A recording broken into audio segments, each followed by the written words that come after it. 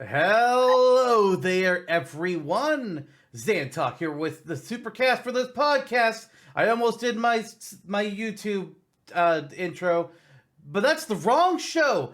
I'm here with Jonno. As always, we're doing Supercast Brothers, the Smash Brothers podcast, where according to Jonno's shirt today, it's dangerous. We can't see the rest of it because it's covered up. Oh, there we go. It's dangerous to go alone. Take this. And then it's just a picture of him punching me. That's not true. It's the classic Lincoln old man from the original Legend of Zelda. You know how it goes. You walk into a cave. There's an old man there. He's like, "Bro, why are you coming to my cave? Here, get the fuck out. Take this sword. Go fight monsters or something. I don't care. Just leave me alone. I'm trying to die peacefully here. Jesus." The true lore of the Legend of Zelda. No, it's not very well known, but that's the truth. That would be like your role in the Zelda world. Yeah, honestly, hey, Sony, listen, let's chat. Cast me as the old man. You know, do whatever makeup or CJ you want to me. Just let me be crotchety and old, and be like, I'm just in a cave. You have Tom Holland Link walk. I'm just like, dude, what the fuck? This is my house. And I just toss a wooden sword at him. I'm like, get the fuck out! And he just leaves, and that's all it meant for the whole movie. That's it. Avi Arad would go for it. I mean, he's come up with such wondrous things as like the landlord from Spider-Man. Okay, it would like fall into. Yeah. But people love the line about fixing the damn door. Mm-hmm. Yep. Like, come on. You're going to pay rent? That's like, pay rent when you fix this damn door. And to be fair, that's don't fix the door, you don't get rent. Fuck you. Yeah. You're gonna be a landlord, you gotta take care of the fucking property. That is true. Yeah, but we're not here to discuss Raimi memes today. Maybe someday when we have the Spider-Man episode, it's like, hey, what's everything that Spider-Man could bring to Smash? He did show up one time. He did. He was in an episode against Goku, I think. Yep. Yeah. Hey, rest in peace, Akira Toriyama. Yeah. Oh, and Stan Lee. I guess it's even. Oh yeah, they're both. Yeah, gone. They're both dead. Yeah, good times. Nice guys. Phoenix down. Anyways, so this is it's going to be a bit of an interesting episode here, because while you watchers and listeners, you can see for the title of this episode who we're talking about today, at least for Smash or Dash, Jonno and I actually don't know who we're going to be talking about today at all. Smash yes or rate their chances, because today's episode is going to be a teensy bit different. We pulled together a list of possible characters. We are going to put them all on a wheel. Whichever characters the wheel lands on, that's who we're talking about today. It's going to be a thing. I thought this would be a fun and stupid idea, which would kind of allow us to, like, because a lot of times with these Smash episodes, we try to either come up with a theme for the matchups or just pick characters that have some similarities or on some kind of level playing field with each other where it would feel fair. And sometimes it's really hard to get good matchups, especially when we almost try to lock in a theme. So we were just like, you know what? Fuck that. Let's get some randomness going. Let's get some things that, like, we may not be able to talk about ever in a normal setting because they don't have a good matchup, either content-wise of who they are, or because they would get stomped by just about anything. Or would stomp just about anything. Like, there's been characters before where it's like, we'd love to talk about this character, but we don't feel like we can because they'll just win over anybody. It's like, well, shit. It's kind of been like that for a few characters that have made it onto the show too, honestly. Yeah, honestly. So it's going to be an interesting one today here to talk about. We know we both know who's on each other's list, and I think we both have seen some characters like, what the fuck? Okay, We can try and talk about them. Sure. We're both going to be responsible for some chaos today, I feel like. Especially, I think our Smash or Dash section is going to be. There's some chaos energy there. I think our chance characters are a bit more on the serious side, Mhm. but Smash or Dash is going to be. Oh boy. Oh boy. I am worried Well about what some of said. these matchups could end up being because I don't know. It could be like it could all be all your character picks, Steve, or it could be all mine. We don't know. There's gonna be no regard for proper distribution. It's gonna be like whoever get, and depending on how this goes, we might do this again next season or possibly every season. Who knows? We'll see if we enjoy this or not. Every 3 seasons, alternating every 4 on the second turn of this year. Is this a leap day joke? I have no idea what it is. It kind of sounded like you were going for a leap day joke. You should have just said yes. Oh yeah. Hmm. This is exciting to me. This is antithetical to what we normally do, and it will be a fun exercise. Let's see what happens. Yeah. Before we get into it, though, I just want to do a brief reminder for either anybody that missed it from the last episode or didn't watch this episode, because not every episode is going to be everybody's taste, but we got thumbnails now. That's a thing. Yeah. Uh, we went over this last episode, but we had a friend of the show, friend to us, Kelly Jelly, whipped up some templates for us for each of our types of episodes on topics Smash or Dash and Smashtopia, as well as for our roster rejects episode we've been doing this season. And for each episode, I went in and I took this templates and I added either characters or some object that would be appropriate for that episode was that we were talking about, and we've applied it to all past episodes and will be on all future episodes. Yeah. Go give him a look. Yeah, it's Might be a good reminder to look over some old episodes that you might have missed too. True. Generally speaking, it's just going to show like whoever the characters that we're talking about for like Smashtopias or Smash or Dash. But on topics are sometimes a teensy bit more creative. Kelly did a great job with the icons. I'm really pleased with the work that he did. And I would recommend. I mean, if you have a small graphic design project you're looking to do something for, especially in the gaming sphere, Kelly could be someone you want a resource you can take advantage of. Is there a way for people to contact Kelly? I don't know if Kelly has any like social media or hey here contact me here stuff. I don't know if he has anything like that. He does have a YouTube channel. I will link to his YouTube and SoundCloud in the description of this episode. I think isn't it sound? I feel like it might already be in the description because he does the jingle. He does the jingle for this show. That's true. Yeah, he does. He also did the jingle for this show. So just check the description. Maybe there's something there. I don't know. Jonno sent me this. Jonno wrote the description once a long time ago, and he just like updates parts of it and then sends it to me to put on the YouTube episodes. And I assume you put it on the Spotify's and the cloud sounds and whatever the fuck else there is. I don't know the audio side of things in the slightest. Yeah, all the same. Go check it out. Yeah, he does have a SoundCloud, Kelly Jelly, YouTube, etc. He has an archive of our own author page. He's written a few Smash vignettes in Fire Emblem and Xenoblade. Mm-hmm. He's a multi-talented person, and on top of being a great animator, writer, composer, graphic designer, he also is great at video games. He fucks hard in Splatoon and also consistently murders us in Splatoon and in Smash as Robin of all things. Yeah, although he hasn't played much of Splatoon 3, so we have a chance. We have a chance. Yeah. Maybe he's rusty. Tough luck. Yeah. Tough chance, but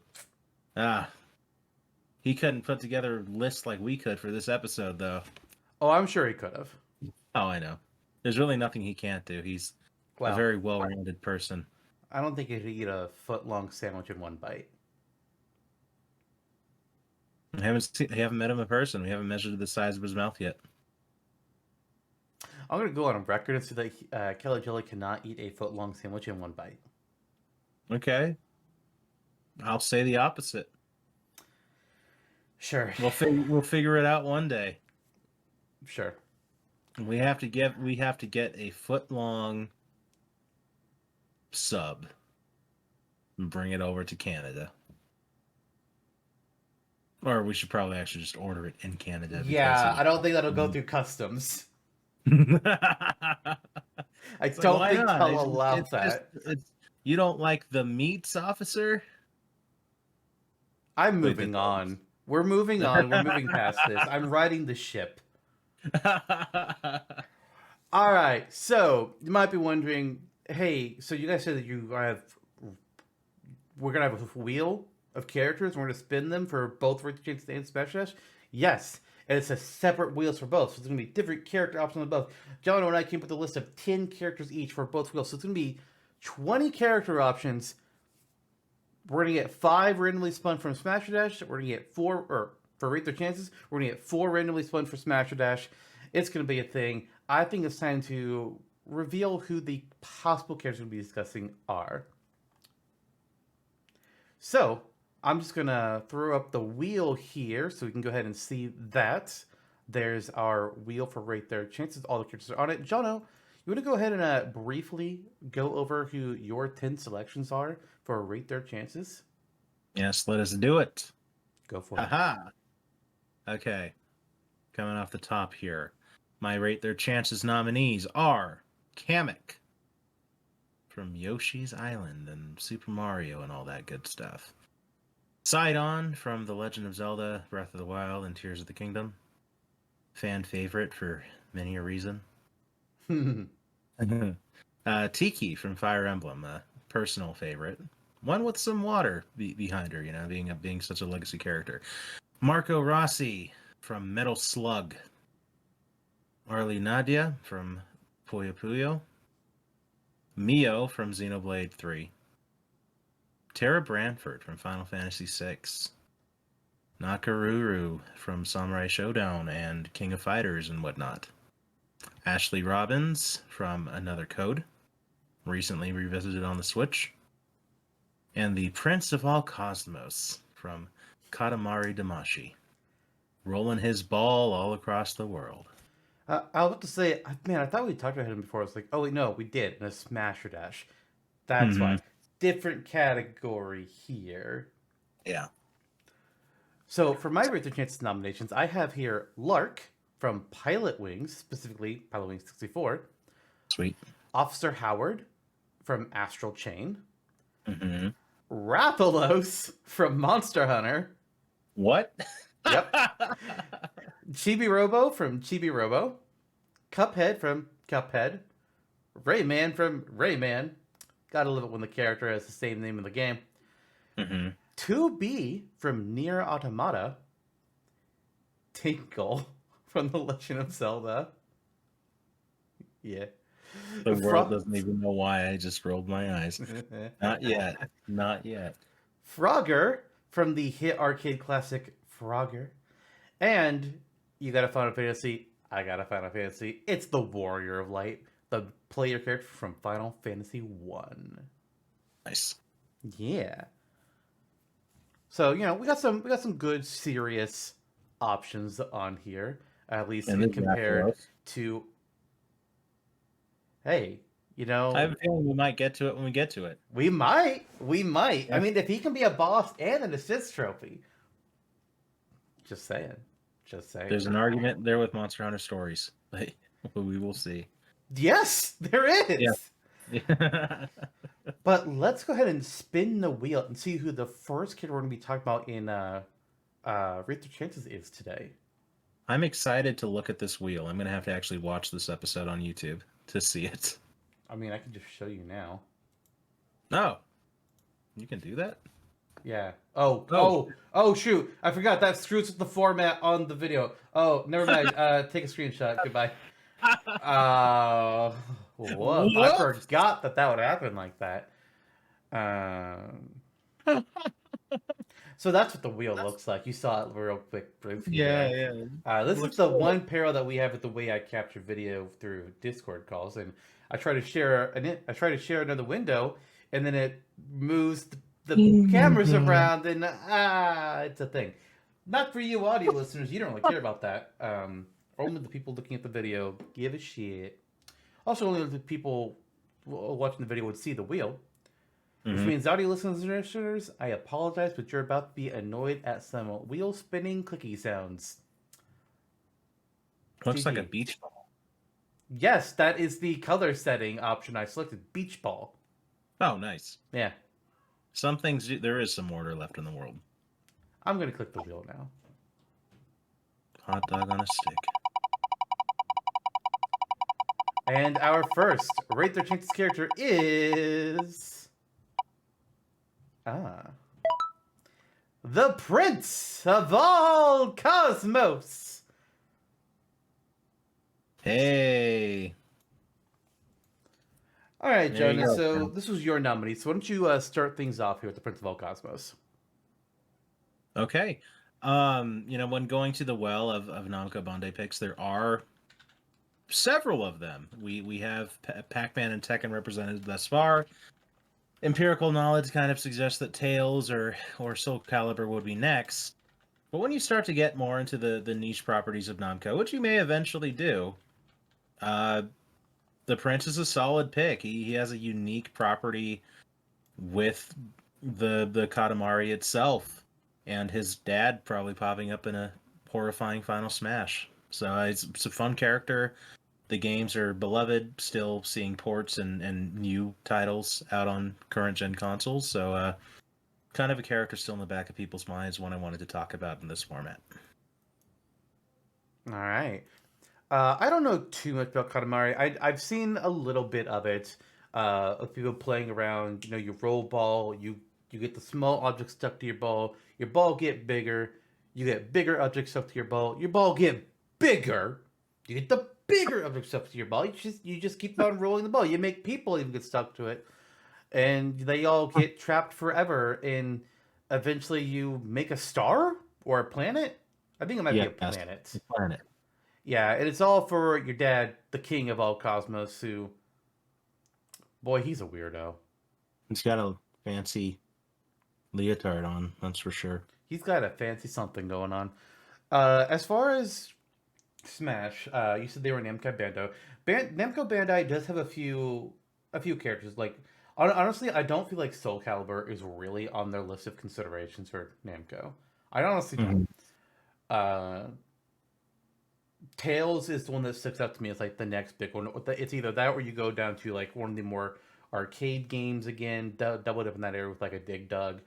But I think Katamari Damacy, I don't know its popularity for sure, but it is a quirky game, and it would absolutely bring something new to the table. I was asked at one point, "Hey, what do you think about the Principal Cosmos Smash?" And my reaction was just like ooh, I don't know. Roll ball. That's all I really know. And I've tried to think about it a little bit, but it's a hard one for me to envision. I'm sure Sakurai can absolutely come up with something, but I don't know for sure how he'd work. But I do think, he kind of fits how Sakurai sometimes like to add just like the completely weird choice, which is like they're not a fighter, but I can give them something. And it's gonna be funky. I think the principal concept absolutely would fit into that mold, and I could see Sakurai being interested in approaching it, even if it's purely from that angle. Yeah, absolutely.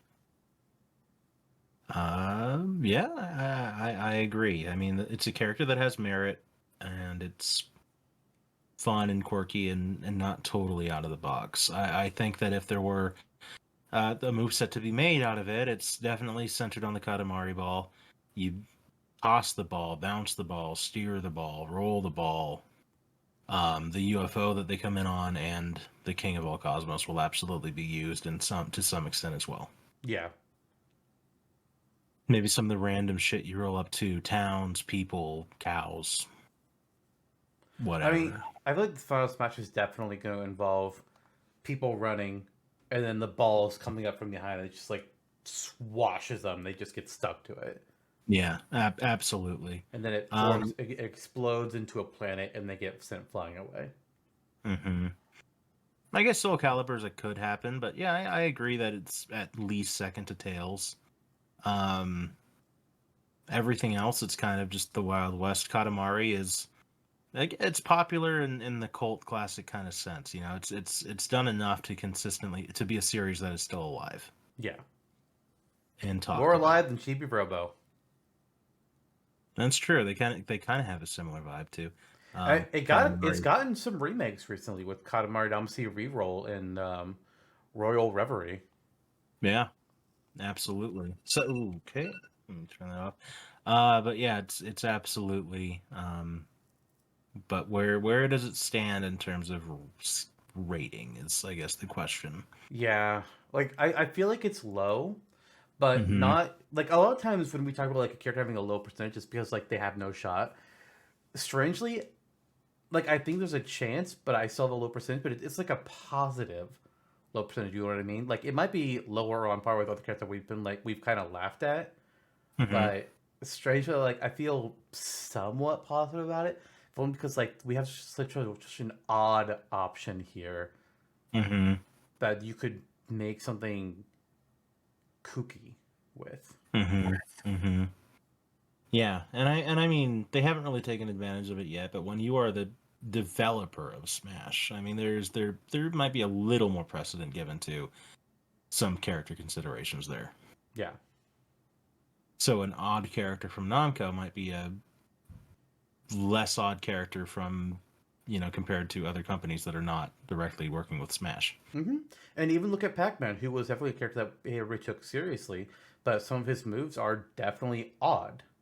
Mm-hmm. Like throwing out a line of pellets that he then moves forward and chomps around, or dropping a fucking fire hydrant down below him.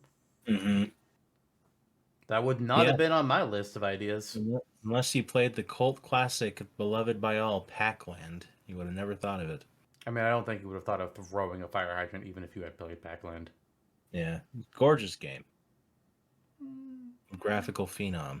It's definitely got a telling art style. That it does. Um, yeah, I agree. I tend to skew lower as well, but not to the lowest points. 10, like a double digit number feels a little high. 10 is about where I was thinking, honestly. Somewhere Yeah. between 10, not no more than 15. Absolutely Mhm. not. Mhm. I was thinking maybe like a 10 to 12. I think I'll go 10 then. All I right. think I think that's fair. 10% for the Prince of All Cosmos, which, despite being low, is pretty positive, I feel Respectable. like. And higher than several others we've talked about this season. Yes. Oh, wrong thing. That was the chances notes that actually got shown there. Whoops. Here we go. Back to the wheel. All right, you ready to see who our second Razor Hedges character is? I don't know what sound you just made because Discord said no, thank you. I'm just gonna click spin.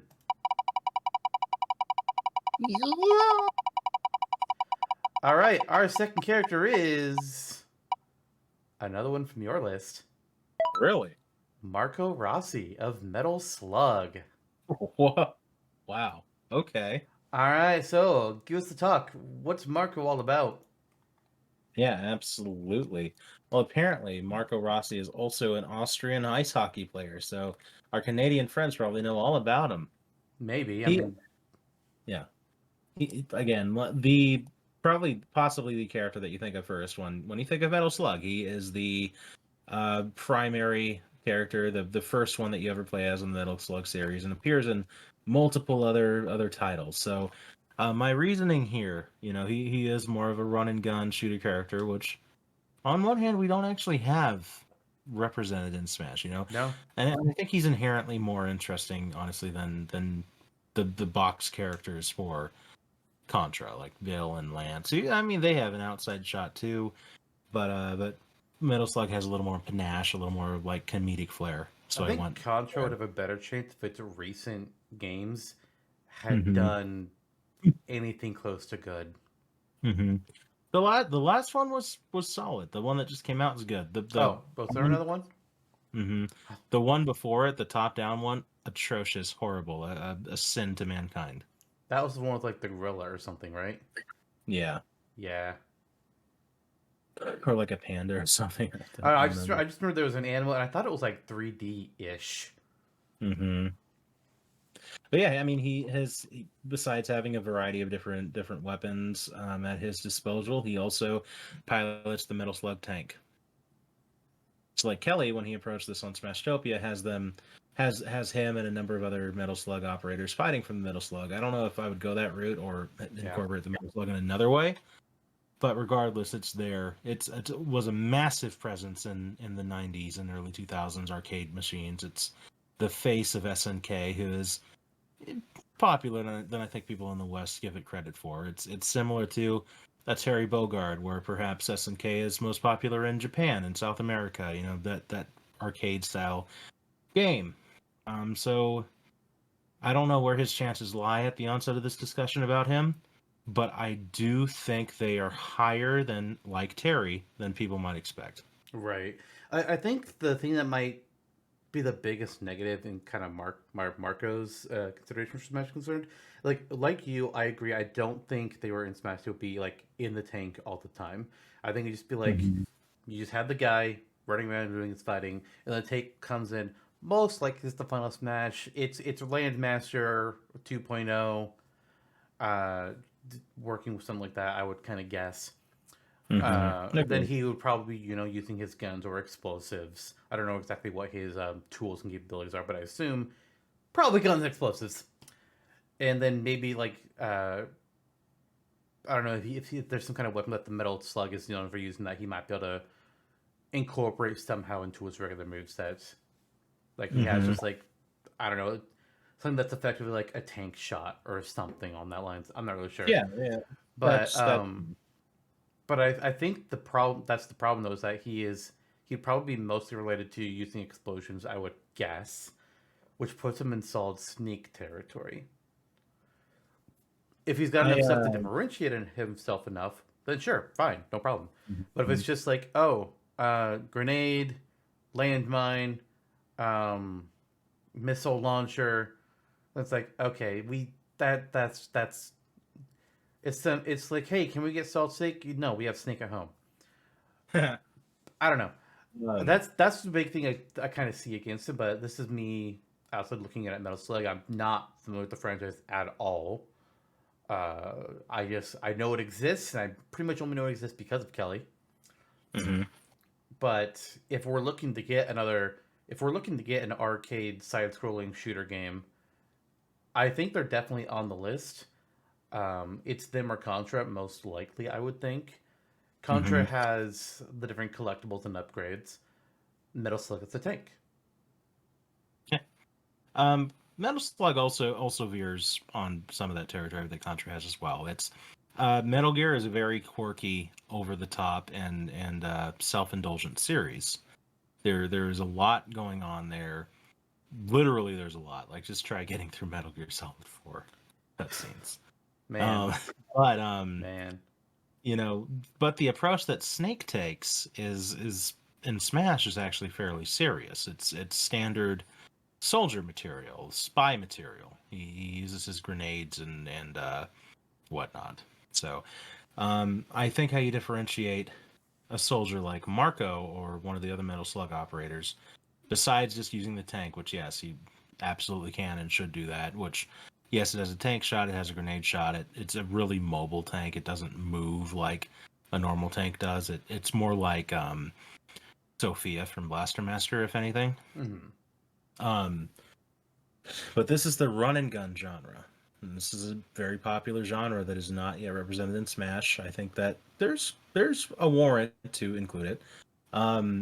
Where I think looking to Kelly's Metal Slug moveset is actually a good basis on where we can do this, because Marco has been playable in SNK versus Capcom versus SNK fighting games, et cetera, et cetera. So that was adapted into Kelly's moveset a bit. So his standard special I quite like. Marco's a running gun character. Just give him the gun at this point. Joker has his imaginary gun. Bayonetta has guns on her feet. Whatever, So hand him a gun, a machine gun, and give him the ability to run and gun. Hold down B, use a radial button, and just spray.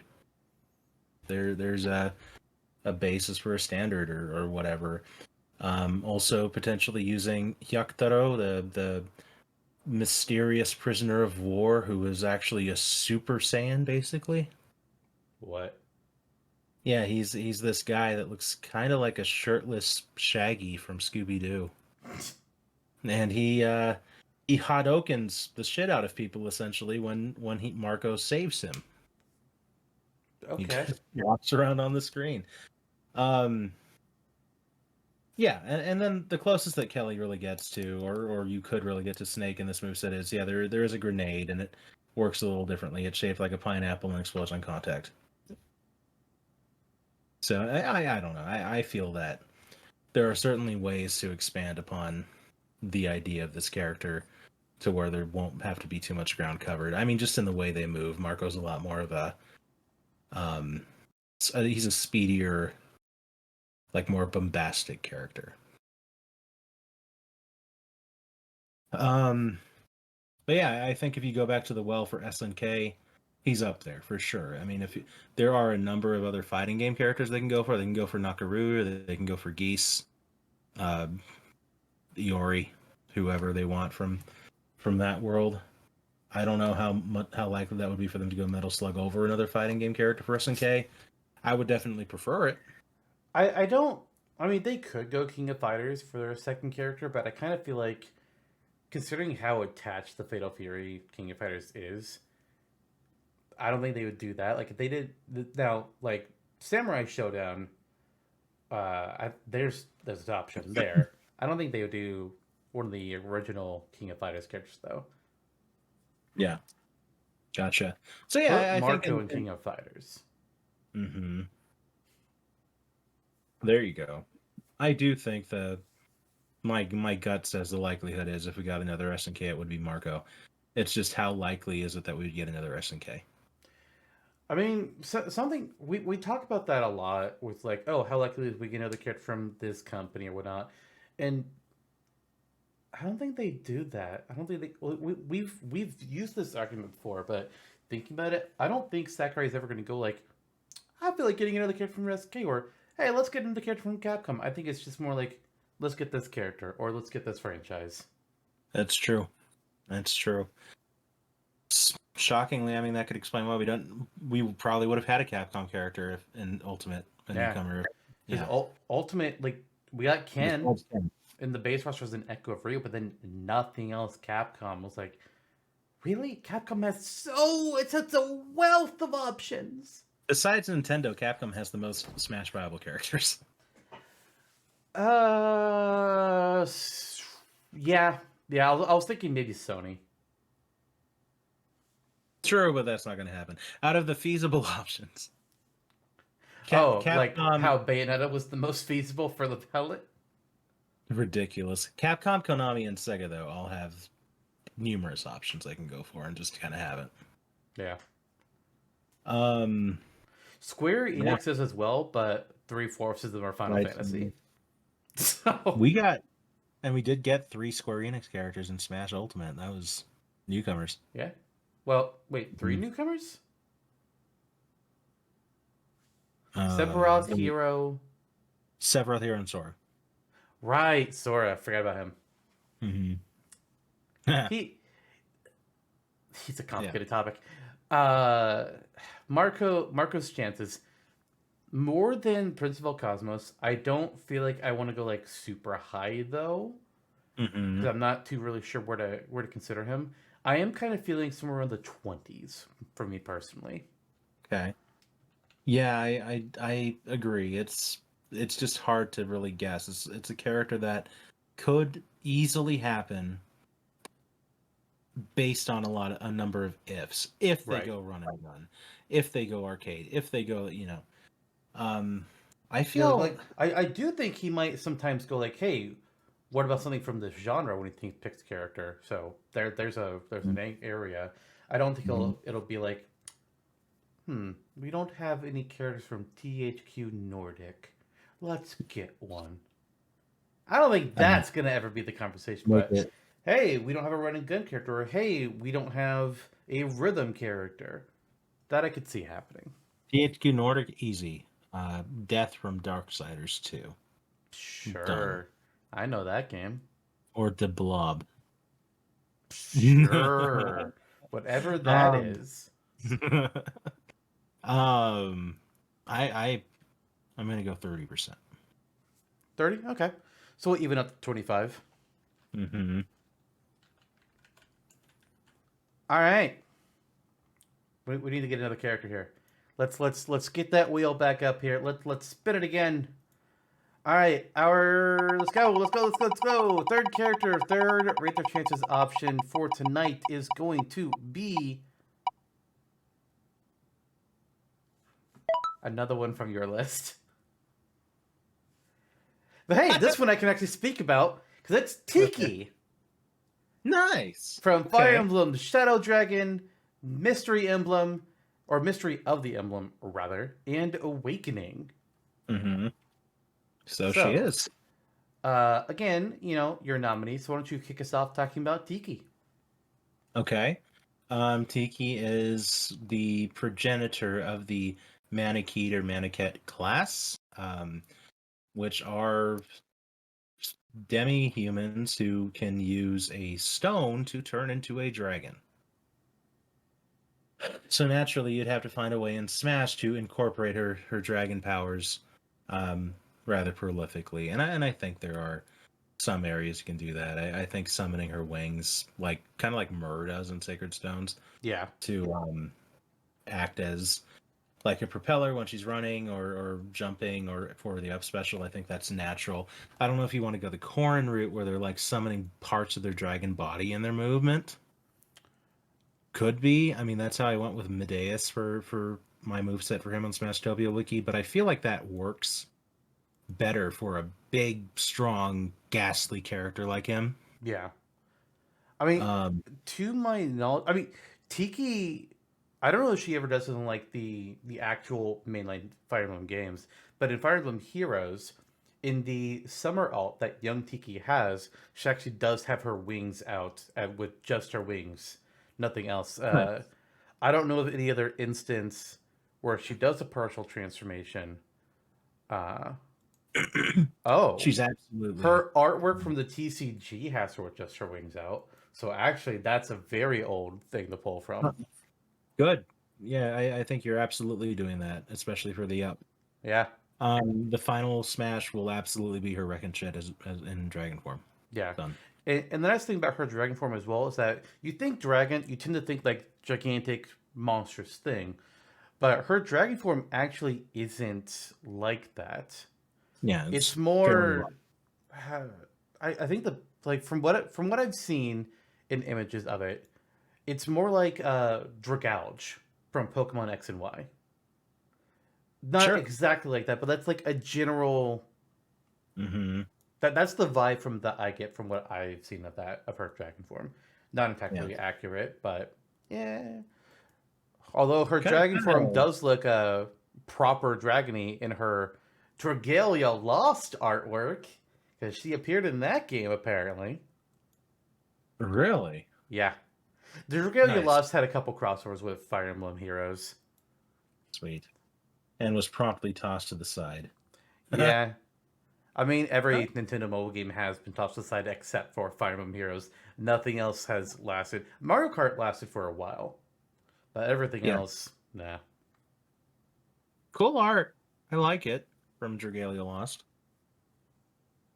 Um, Her yeah, dragon form has had a few different designs. Actually, now that I look at it, like her appearance in like it engage. It's really the Awakening Dragon Balls where I'm thinking of like the whole Dragouge comparison, because that one is much more like kind of like a thin, leafy dragon.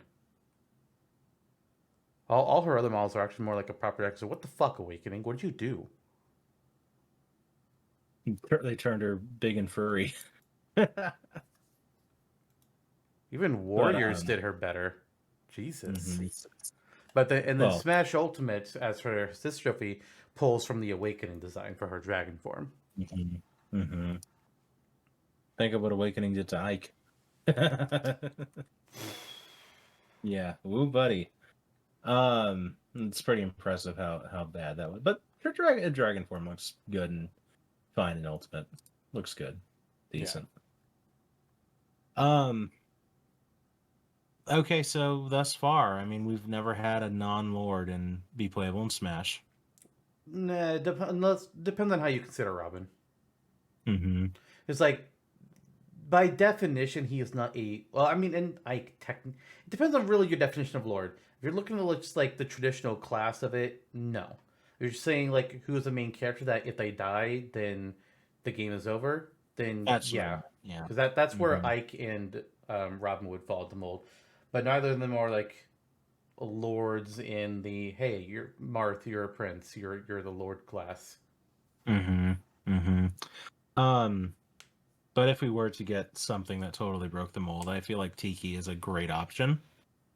I feel that she's one of the much more viable options too, because if you're going to break this mold that has not truly been broken 9 characters in, it's going to be with someone who stands out amongst decades and probably thousands of characters at this point. Yeah. So Tiki is one of them. Probably the one I would say. I feel like it would be either her or Anna or whoever is the current most popular character from the recent games. Like for example, looking at Fire Emblem Engage, Alear, I think if he was actually put in Smash, it'd just be like, okay, this is seriously, we're going this Marth adjacent. Are you fucking kidding Mm-hmm. me? Marth But with if the there Q of was, Marth. but if there's another character from Engage that is like high popularity, uh, like say Ivy might be the choice from Engage. I'm like, okay, that's a way to break the typical mold. But beyond that, I think a legacy series spanning character like Tiki or Anna would be the way to do that. Yeah, Tiki and Anna definitely are the standouts there. Um, Ivy, Yunaka, something along those lines. But I from the more recent game. But I don't think Engage made enough of a splash to really consider. But yeah, in general, yeah, I see that Yeah. for the either most recent game territory or like oh god, if they went 3 houses with that, we would have gotten Rhea. Good lord. Um, I'm glad they didn't break the mold then. I mean, the other way that you could break the mold is just go with a popular villain. Either the Mm-hmm. most recent or just like whoever is the most popular, which I think like isn't like the Black Knight the most popular villain still? Well, unless you count Three Houses spoilers, uh, Edelgard. Edelgard. Mhm. Edelgard and Rhea as villainess characters are both pretty popular. Yeah, and Um, some people would say we already have one with Robin, but I'm just like, yeah, that's yes, technically. but no, Mm-hmm. Like I'm not pretty sure really. the one you're playing as is probably the one that you play as in 3DS. It's not Grima. Well, considering the relationship that he shows with Crom in his Final Smash, yeah, Yeah, yeah, yeah. even in even in even in Ultimate, he Crom will appear in front of himself and beat the shit out of himself for Robin. yeah. Yeah, good times. Let's please Good fix times. that. Just replace Crom with Morgan. It's easy. Yeah, You precisely. just just put Crom's animations onto Morgan. It'd work the exact same. Yep. Yep. Good times. But yeah, Tiki, and again, that begs the question: like, where do those numbers lie? Because I'm not precisely confident that we will get a character who is not a playable character. Who, if they die, you lose the game. It's just that if we did, it would very likely be her. So here's my thought with Tiki. Honestly, here's the thought I have. Fire Emblem Engage. It's currently the most recent Fire Emblem game. If we assume that they're making the roster right now for a new game, and come on, they're gonna add another Fire Emblem character, I could see Sakurai skipping Engage for two reasons. One, the game's popularity really did not do anything like what Awakening did or what Three Houses did. The A, tank. Yeah, Yeah. Fire Emblem Heroes does their yearly Choose Your Legends vote, where people can vote for characters in the top two male and female characters at the end of 7 days. You will get a series of special alts for them later on in the year. Pretty much everybody expects Fire Emblem Engage to get at least one or two characters in here. Fire Emblem Three Houses, its first year, got all four slots were from Three Houses. And then every year since, except for last year, has had at least one Three Houses winner. But Engage got shut the fuck out. No Engage characters were the top two for the men or the women. I don't remember offhand who were the winners, but Three Houses won again. It's like that game's popularity cannot be stopped. And No. Engage, just like a year later, got nothing. So I think Mhm. combine that with the fact that Alir really is kind of like a Marth 2.0 situation. And while, back during Melee, that was fine with Marth and Roy, and, even now we have Echoes with Crom, like, unless they just delete Crom and have Alir be the new Marth Echo, I could absolutely see them ignoring Engage. So then what you do, if you still want to add a Fire Emblem character, you either add you can only really look at older games, and I don't think they would be adding another Three Houses character at that point. I don't think they would do that. You Cyrus. either look at an older lord who got passed over, like Ephraim, Sigurd, Lindis, or you look at a big legacy character that can span the whole, not necessarily the whole franchise, but is representative of the franchise itself, with Tiki being an original character and a Maniket, or Hmm. somebody like Anna, who appears in most, if not every game, though usually as just like Every one. not as Yeah. a playable character, usually.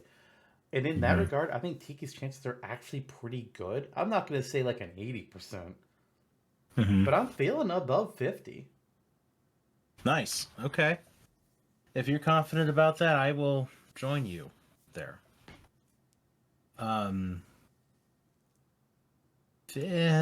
living in the realm of the 50s, just to veer safe, I would say 55. Okay. I was thinking 60. Okay. Rounds out I, to I, 55. I feel Yes. pretty confident. Sweet. Or not necessarily confident, but positive. Positive's the word I'm going to go for. Feel good about those odds. So 57.5% is where we're locking in Tiki.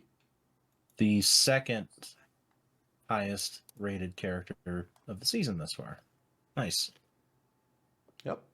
No, nobody has breached 70% yet this season. But hey, maybe that'll change with our next character. I'm looking for like the most absurd choice now. Well, Let's we're about to find out because character number 4 is finally something from my list. It was like this far away from making another one of your characters. Frogger! Yes! That's what I'm Yeah! talking about. That's who I was Fuck waiting for. yes! 99%. Obviously. So we got Frogger here, a very classic arcade character. One of the biggest arcade characters at this point. Mhm. I think like cause obviously like Pac-Man is number one of all the arcade characters. There's no doubt that he would have always been like the first of that era to be in Smash, and he was. And past him, I feel like it's either Dig Dug or it's Frogger. That's who it Mhm. feels like to me. It's like, okay, well, who? If you're gonna go for another big time classic legacy non Nintendo arcade character, these are the two juggernauts, and both of Yeah. them. Actually, I'm not sure if Dig Dug has had bonding. Dig Dug and Frogger, like they both died off more or less as things started to become more 3D, but they have had some 3D appearances over the years. Uh, but Frogger is personally my bet between them. I think you can do something really funny and unique with this guy. Like, give him some real good jumps. He's a fucking frog. He's known for jumping. It's what his entire game is about. Give him like a side special where he leaps up a short distance as a truck comes rushing by from below him and just slams forward. I think that'd be incredible. I don't really know offhand Totally. what else he would do. I'd like to involve a logs or the alligators in some way, but the truck comes to mind easier. But Frogger's greatest strength is also his greatest weakness. arcade, old school as fuck. But also, he's a real weird one, and Sakurai likes his weird shit. Me too. Who owns Frogger right now, actually? Because Konami, I thought. Yes, Konami. Nice. They have Castlevania and Metal Gear so far. Frogger, I mean, may as well be next on the list. I can't think of another one besides them. Yeah, it's a wild card pick for sure, but it was a massive arcade success. It's undeniably a part of gaming history, and there was a time, that has only started to dissolve recently. Even then, not totally. That legacy, like deep legacy like this, really really mattered with Smash choices. Yeah. Especially with third-party choices. There's only a Mhm. few that you can really point out to, like, you're not really deep legacy. Bayonetta, Joker. That's it, really. Yeah, and with Joker even, like, he's repping not necessarily himself or Persona 5. He's repping really Shin Megami Tensei, which Persona spun off of. That's really what he's there to do. Mm-hmm. But yeah, Frogger would be a fun one, and I mean he's also kind of the face of those leapfrog, kitty things that were around for a while. He's from Hasbro, so yeah, he's been around the pond more than you thought. He's been hopping around there. I don't want to say that has higher chances than Tiki per se. No. But they're, again, it's kind of the theme of the episode. Higher than you might first expect. I really have nothing bad to say about Frogger. The only issue with his chances are, again, it's the third-party landscape. Prior to contrary to belief, there's still so much to pull from for Smash. So many different angles you can go towards. It just comes down to, do we have that spur of the moment thought from Sakurai? Oh, let's include Frogger. If he has, I don't imagine there being a rights issue. He's in. Done. Well, Konami gonna Konami, of course. Mm-hmm. If they decide to pull some nonsense again. But I think I don't know. I don't know anything about the inner dealings of Konami, but I feel like they been getting better? They did bring back David Hayter recently to talk about Metal Gear, but that's all I really know about the state of Konami. Mm-hmm. I mean, they've been releasing a lot of arcade collections lately. They've released the new Contra that was actually pretty good. They've been getting more on track. They're not quite there yet, but it's better than Pachinko era. God, a new world record was set for Frogger just in 2022. Nice. God damn. People are still working it. The Donkey Kong arcade series too. Like the amount of work that people put into that is nuts. Yeah. Notably so. Pretty interesting stuff. People will be talking about Melee in that sense 20 more years from now. Huh. But yeah, it's hard for me to know where to land with this one. I'm thinking like mid-20s right now. Okay. 20s into 30s maybe. What about you? That's about the range I was kind of feeling as well. Okay. 28? I'll go 30. 29% on average. Nice. All right. We got one more character to discuss for Rate Their Chances tonight, and then we can move on to our randomized Smasher Dashes. Let's see who the wheel gives us. Will we get something crazy? Something serious? There's some good serious options here. But the wheel spins, and the wheel lands on... You can see the wheel moving in your new glasses. Cuphead. Nice. All right, so let's chat Cuphead. Cuphead is an interesting one. Cuphead was originally started out being developed by an independent company who was making... it was really just like a boss rush game done in that really old 20s, 30s cartoon style. And then, it blew the fuck up. Just its one, kind of like with Splatoon, its first trailer captured everybody. Everybody, it was instant success right away. and the game wasn't even going to be released out for several years. Then they decided to add in some platforming stuff too. They eventually got bought by Microsoft. I think it was before Cuphead even got released. The company was bought by Microsoft. Microsoft was just like, oh shit, you guys got something good here. Uh, and it's a very difficult bullet hell boss rush kind of game. The animation style is fantastic.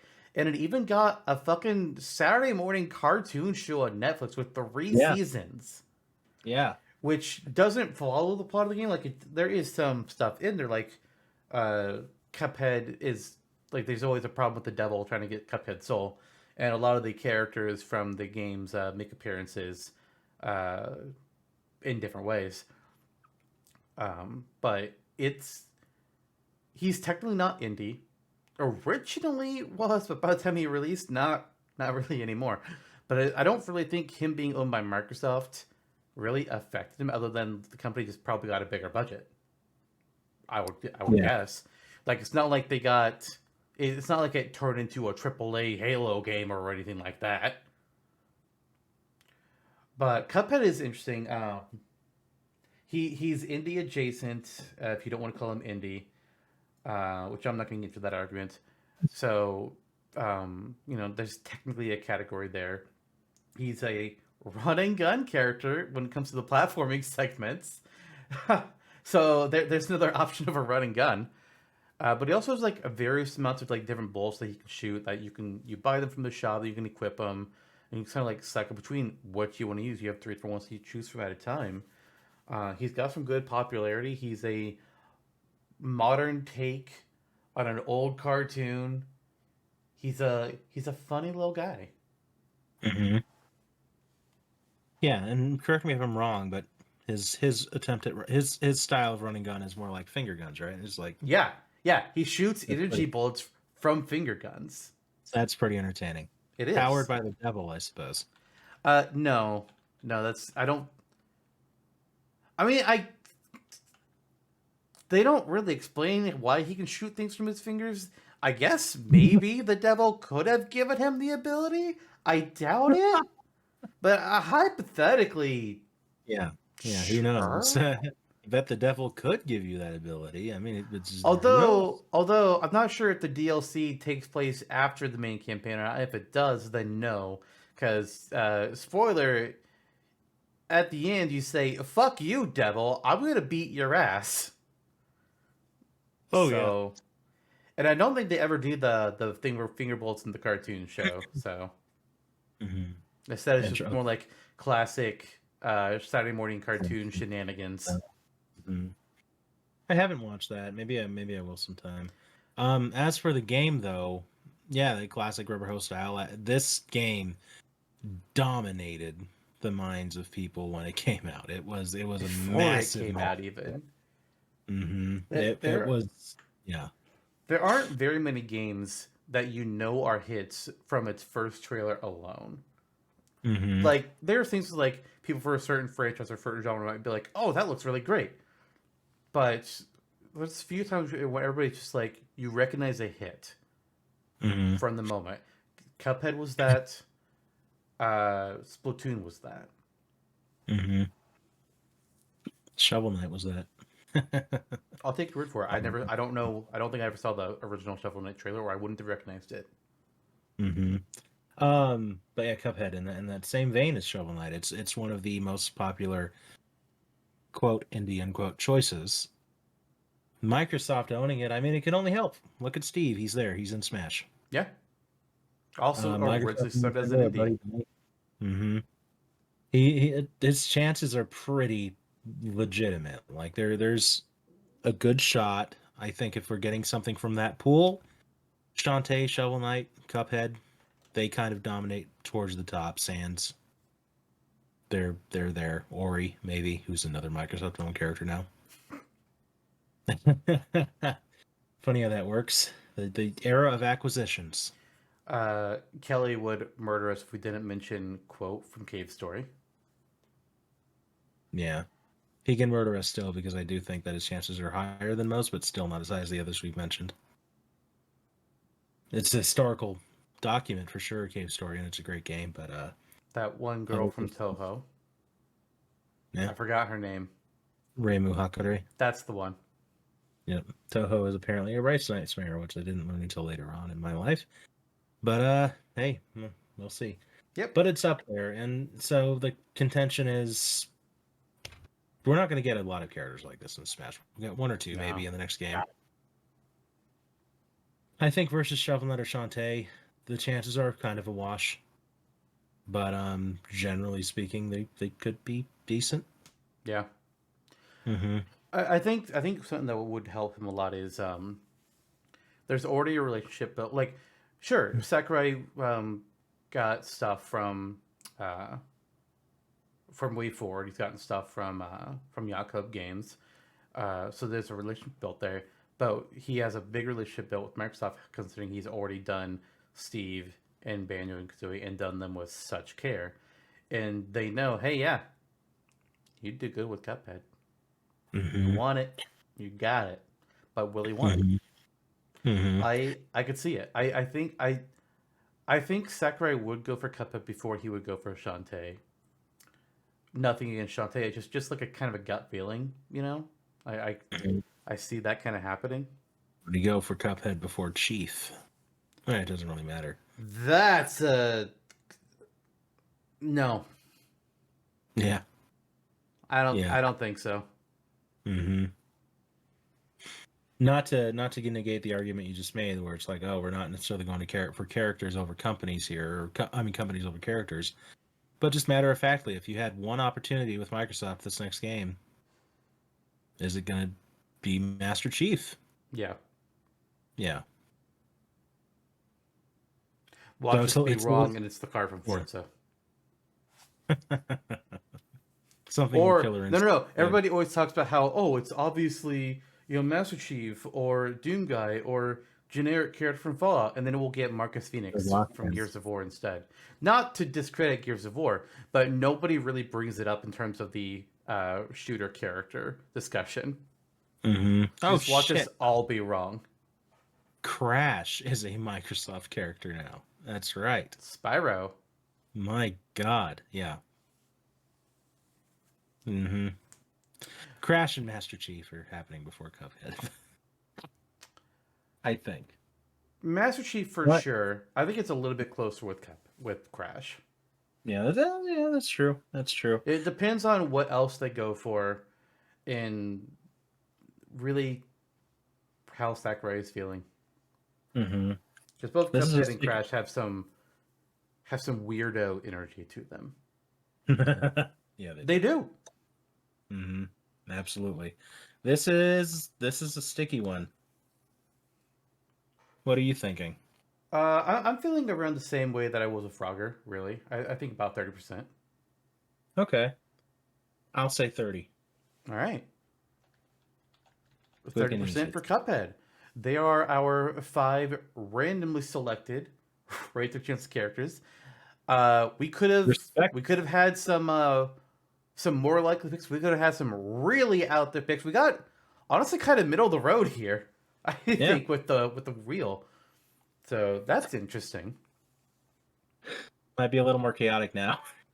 It might be a little bit more connected because our list for Smash Dash are definitely we were not as afraid to go chaotic with Smash Dash. So Jonno, I've got the Smash Dash wheel up so people can see who is on it. But why don't you go ahead and tell us who your nominees are for this randomized Smash Dash wheel?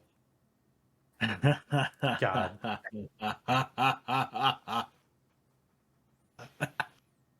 My nominees for Smasher Dash are... It'd be funny to bring all this energy to this and then they're all your choices. But they are Smithy from Super Mario RPG, Hestu from The Legend of Zelda, Dai Sengen, Triple Trouble from F-Zero GX. Jesus Christ. Flick, the adorable lizard guy who collects bugs from Animal Crossing. Musashi, the shinobi warrior from Sushi Striker. only for Nintendo Switch. Actually, that's not true. It's also on 3DS. My good old buddy. He's a hero of his colony, Oh, civilization. It's, truly, he just wanted to retire, go home. Don't Something we we can all. all? Yeah. The people's champion, Wamba from Xenoblade Chronicles 3. Fucking Jesus, I hate you. Goemon from Mystical Ninja, starring okay. Goemon. Pretty cool guy. Dalsim from Street Fighter.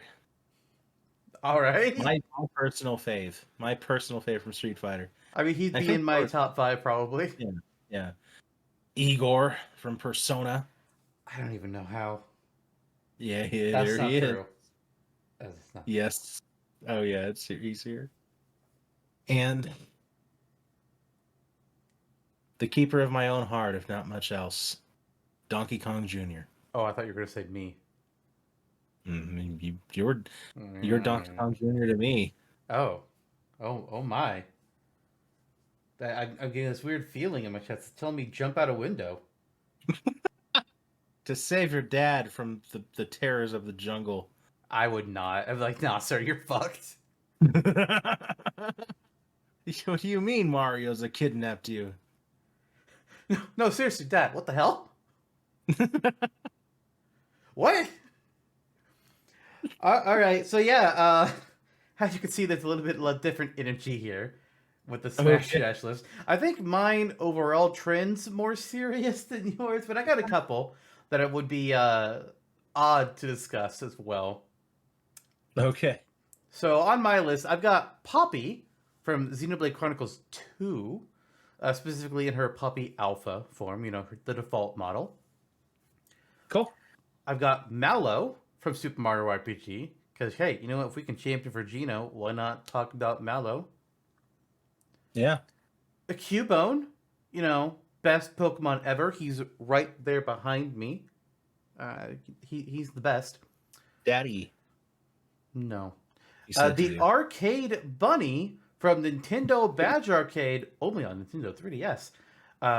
Although it did get shut down after a while. Mm-hmm. He's got an assist trophy, though. Mm-hmm. Phosphora from Kid Icarus Uprising. Sure, why not? Feeling a spark. I wanted to have another Final Fantasy character. But I decided to, instead of doing like an obvious choice, I have Ramza Bayulv from Final Fantasy Tactics. He throws stone. And Next, Snowball. Yeah, no, the Snowball is Final Fantasy Tactics Advance. Marsh. Yes. Mm-hmm. Yep. Then I have Dirk the Daring from Dragon's Lair. And classic Zantok pick. Oh yeah. Someday I'll make a moveset for that guy. Haven't done it yet. Mm-hmm. Dwight Fairfield, the poster boy survivor from Dead by Daylight. Croc from the hit PS1 game Croc. Ebit is loving on you right now for that one. Get the fuck off. And finally, the Vice President of the World from Citizens of Earth, a quirky RPG where you recruit various citizens to help find out what the hell is going on in the world, why are things weird, and you find out, aliens. That makes sense. Your first teammates are your mom and your brother. And you get to name all the citizens. They have titles of what their profession is. Then you get to give them a name. I think your brother's like a mail delivery guy. Or your mom was just your mom. I would name my brother Rico. I named him after my brother. And my mom after my mom, because, Mm-hmm. I'd name my mom Dianthus. Why is that name familiar? It's a type of flower, I think. Springtime bloom. Sure. There's also the school mascot. That's one of the characters you can recruit. What did you name them? I don't remember. The only names I remembered were mom and brother. It Okay, I might would have name been them. you though. I could see myself of naming like if I was to play the game now, you would absolutely be the school mascot. It's like Okay, 100%. I will name my school mascot Zantok then. Done. Okay, that's fair. Instead of Bucko Ross. Sure. Yeah. I don't even know what the name of my high school mascot was. I have no idea. Fuck if I know. I know I it was a know bulldog. what my junior high school mascot was called. We actually had two. One of them got retired while I was there, and then they had the name. The school's initials were OT, so his name was uh, I guess his name was just like OT, I guess, which is kind of a dumb name. But they retired him, and so the new character was named Theo for TO. You know, What animal was this or what? tiger.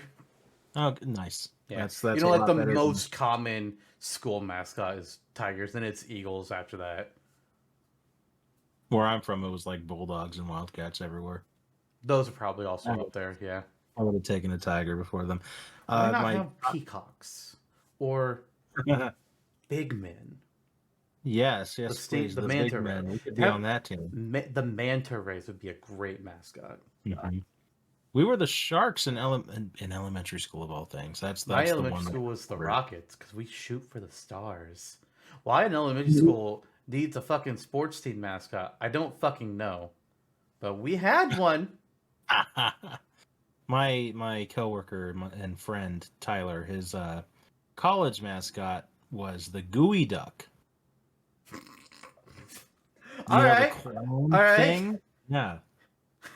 Get him on the show. Hey, We could talk about I'm down for unique animal mascots. You know, they don't all gotta be bears and tigers and eagles. Like some of them you can be weird. The squids. So yeah, the Squid Kids. Yeah, I mean, I was thinking of Splatoon when I said squids. But let's get into this here. Let's go ahead and spin our wheel. We're gonna spin our wheels twice here to see who our first matchup is gonna be.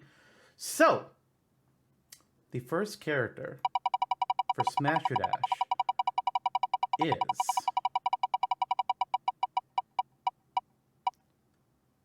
oh my god. It was almost Mwamba. It was so close to being Mwamba. No. I'm sorry. It's actually be Phosphora. Okay. And her opponent will be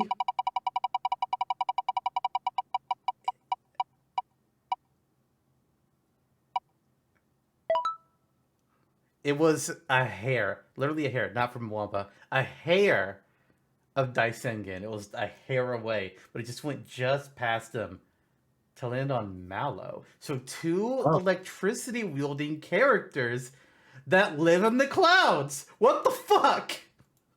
Okay. We set this up to be random, and this is what happened.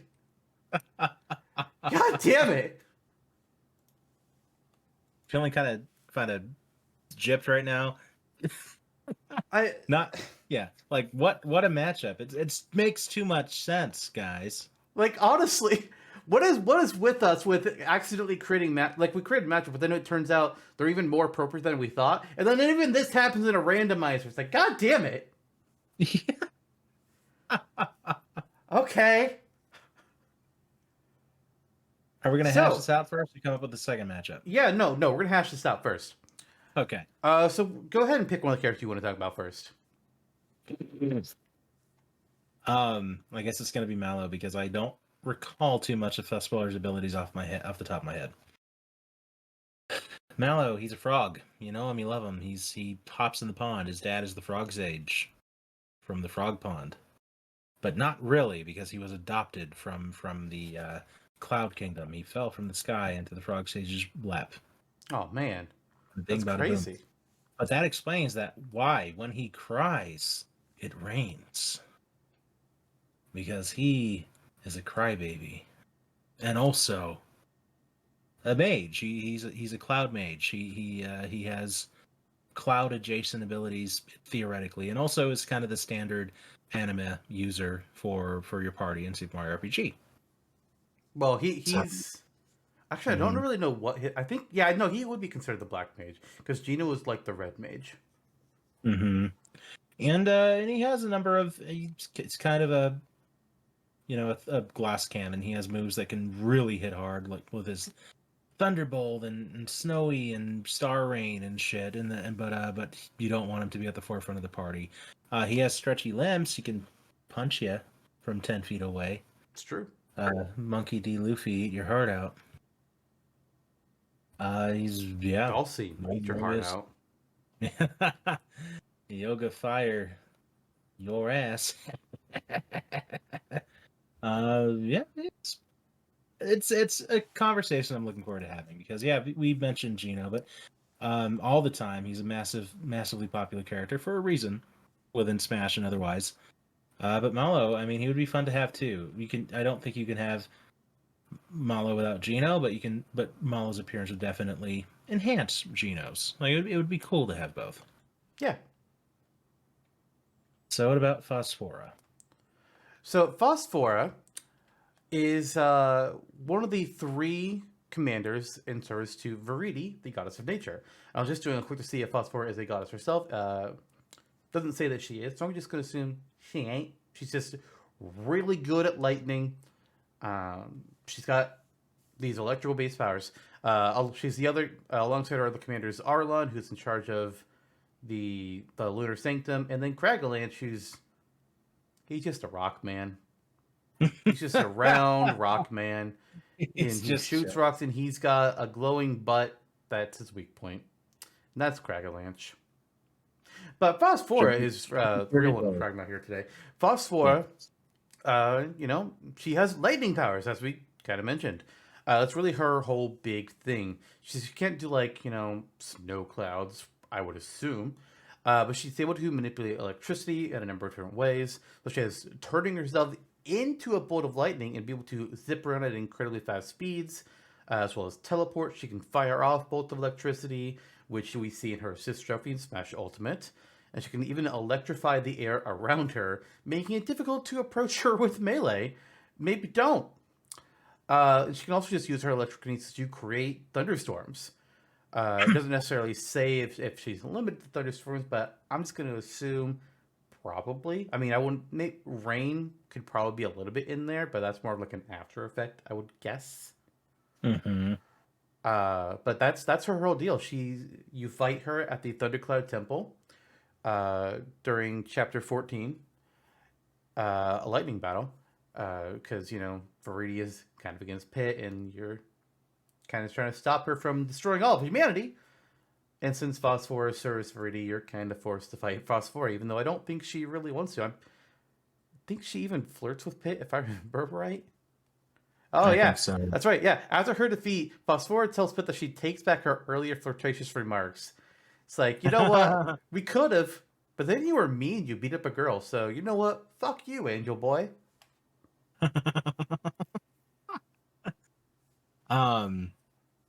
A character like Phosphora would be fun. I think that people's initial reaction, mine maybe subconsciously included, is she is so laser focused on this one thing, being her electric element, of course, lightning powers, that it's almost like, it's almost one note. You could take it from a negative standpoint, but really there are a number of ways that you can make a character with this attribute unique. A humanoid. It's not like you're making another Pikachu here. Right. It's So there's merit. I mean, you mentioned. I think that her ability to create a force field would be one of her more interesting moves. Yeah. Just her being more of a flight, like literally flighty, like a character with a lot of aerial recovery potential, free flight. That makes her more of an inherently interesting character too. It's almost like having a superhero be playable, having your own Static Shock in Smash. Yeah. Minus the trash lid. But I like the discus.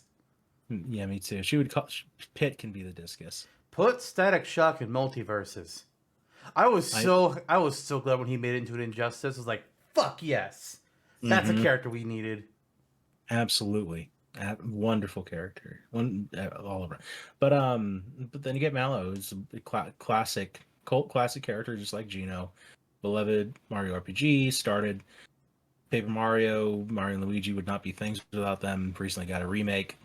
Theoretically, if this is RTG, Mallow's chances were never higher. Yeah, it's true. So, I mean, there's that to him, and he has more that you can pull from inherently. But does that make him the better choice?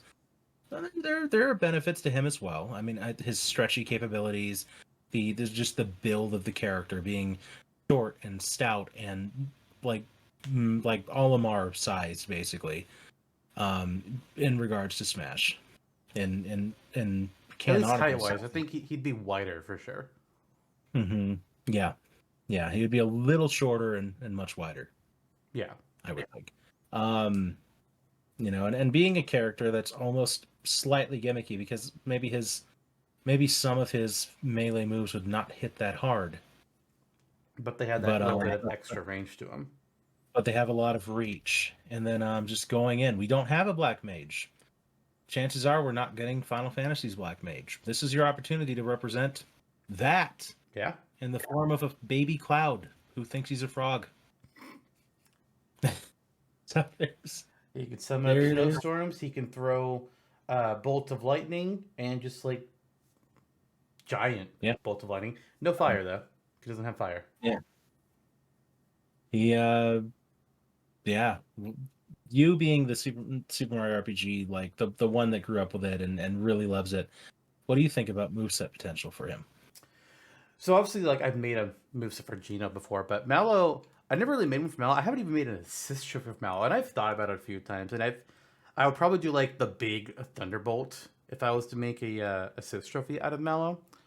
Mm-hmm. As for, I'm trying to bring up what Mallow actually has all those moves here, so I can just like quickly theorize something together. Let's see here. So yeah, we have Thunderbolt, HP Rain, Thought Peak, or Psychopath as it used to be called. Shocker, Snowy, and Star Rain are the special moves here. And you could also hypothetically work some of his weapons into like a special move. Like I could see maybe the Sonic symbols being used as special, creating a Sonic-based attack. I think Thought Peak would just be turned into a taunt. I don't think it's going to be anything else. It can't really be a move to attack. I don't really see HP Rain.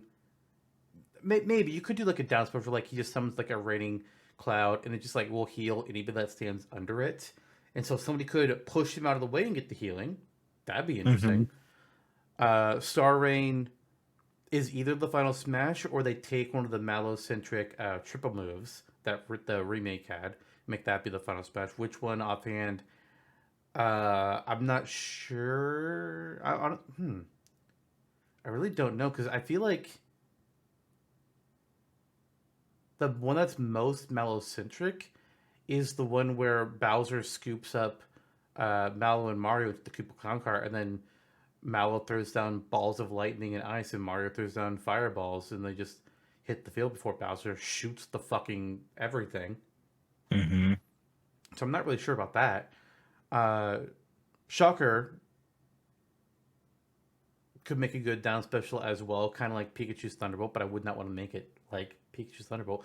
His moves are harder to translate than Gino's are, I think, because they're more about like big AoE type stuff. So I have a hard time imagining it. Unless you just like take the idea of like, oh, he can do an electrical attack, or oh, he can do an ice attack. Like he's not going to create giant snowman for a neutral special. That's crazy. But he could blow out a snowman and it just like gets kicked and just travels along the stage. Something like that. Or just like have this neutral special be bang symbols together and just send a short range sonic blast that fans out. Yeah. That's probably where I would start approaching it, but I would definitely have a hard time making a moveset for him. The bases sounds fun though. Yeah. And just the way that he moves, the way he would jump and move and run, and it would be fun. His jumps would be bad. He would have bad recovery. He canonically is bad at jumping. Yep. Yeah, that's true. The Frog Sage could appear in Palutena's Guidance if they ever did those again. would be funny. Yeah. Yeah. I was literally Um. trying to think of like where the Lakitu like carries the frog sage up in the intro Mhm. with trying to make it look like he's floating. I was trying to think like, could that be Mallow's top special even? Take that. That's an Yeah. idea. Yeah. Could be. Or Could be no, his wait, entrance. that's the yeah, you just said it. That's the entrance. Yep. Yep. Yep. Yep. Easily. Yep. Or is the entrance Mallow runs in from the side and then plops on his face before he has to stand back up. Man, Also a classic. mm, Also a classic. both good options. Yeah. Yeah. Yeah.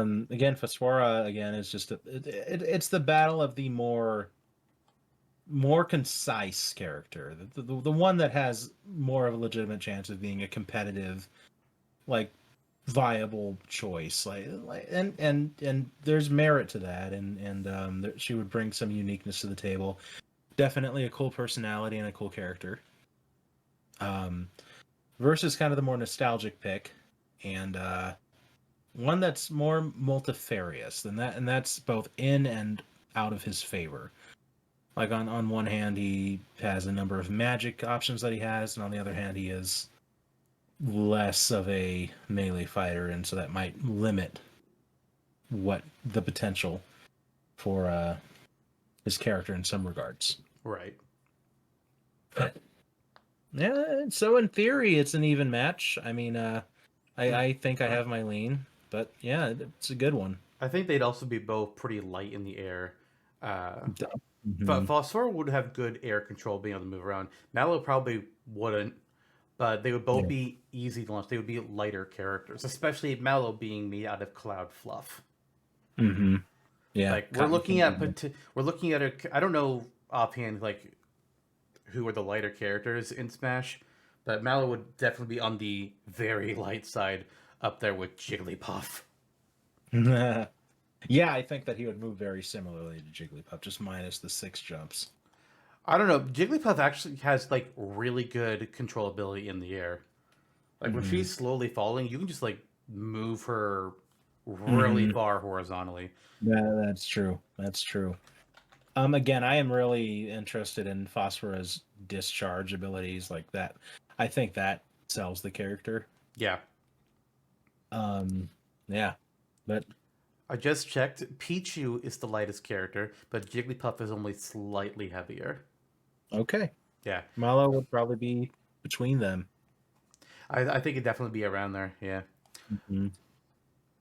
But then like for Phosphor, she, as you mentioned, like she's more focused. Mallow has a little bit more broadness to his capabilities, but Phosphor is just like completely honing in on electricity, and making that be her whole personality. And I think I would have an easier time imagining a full moveset for her than for Mallow. Mallow, I don't know, I have a little bit more difficulty just like picturing convert, because you know me, I tend to like try to take directly from the source material as much as I can. That Mm-hmm. said, I gave Captain Syrup the syrup bombs, so sometimes it's A like lot. Yeah, and ah you have to take a lot of liberties with Pico, etc. yeah, the thunder kick or whatever we ended up calling it.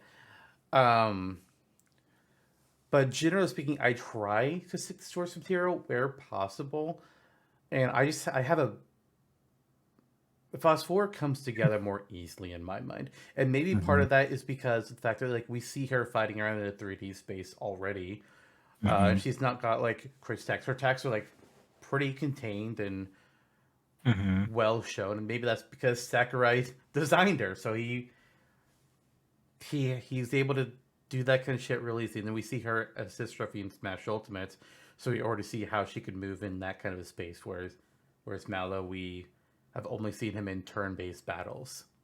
Mm-hmm.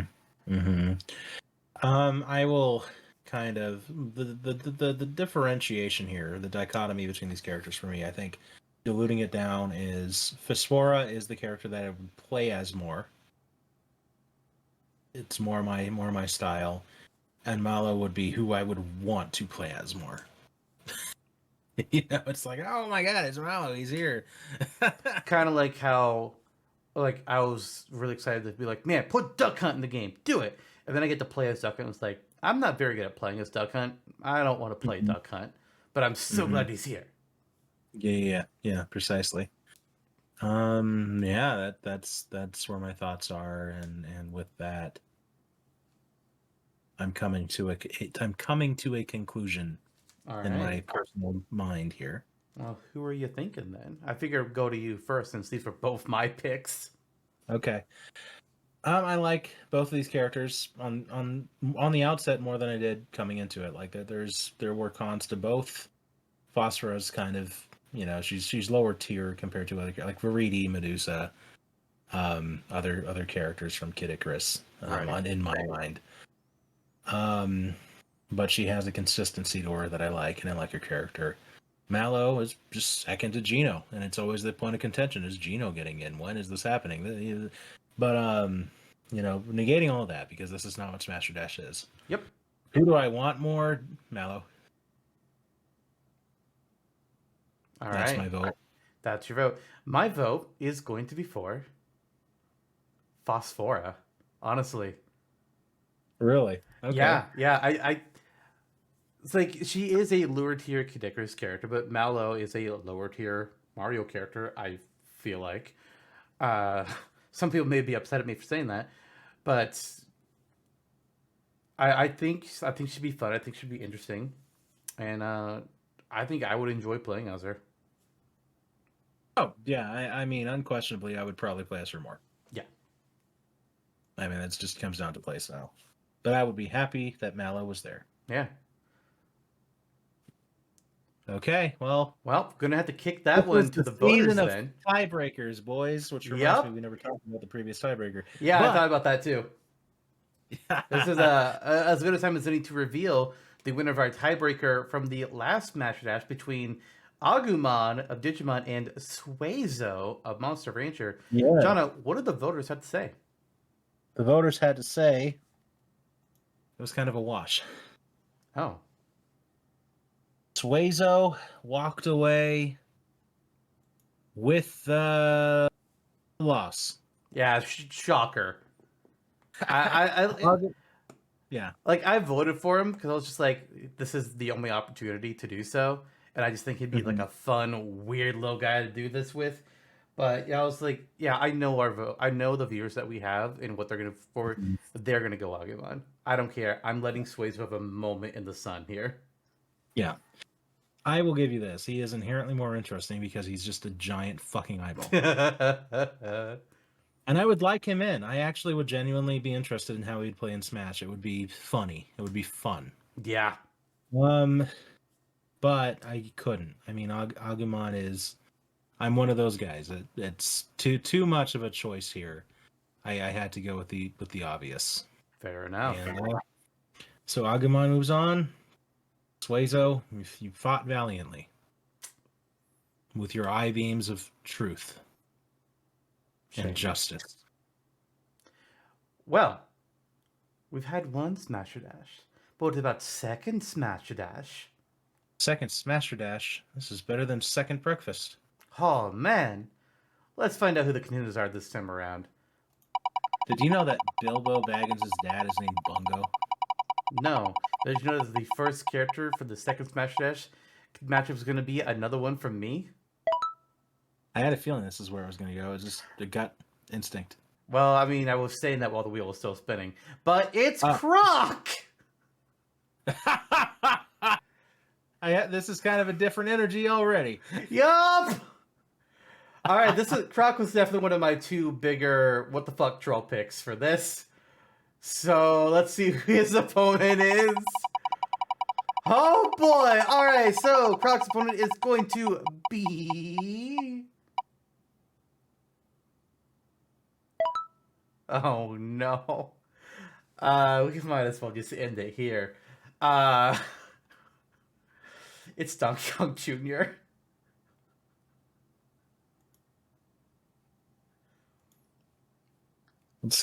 Let's shop this out. Tell me about this Croc you speak of.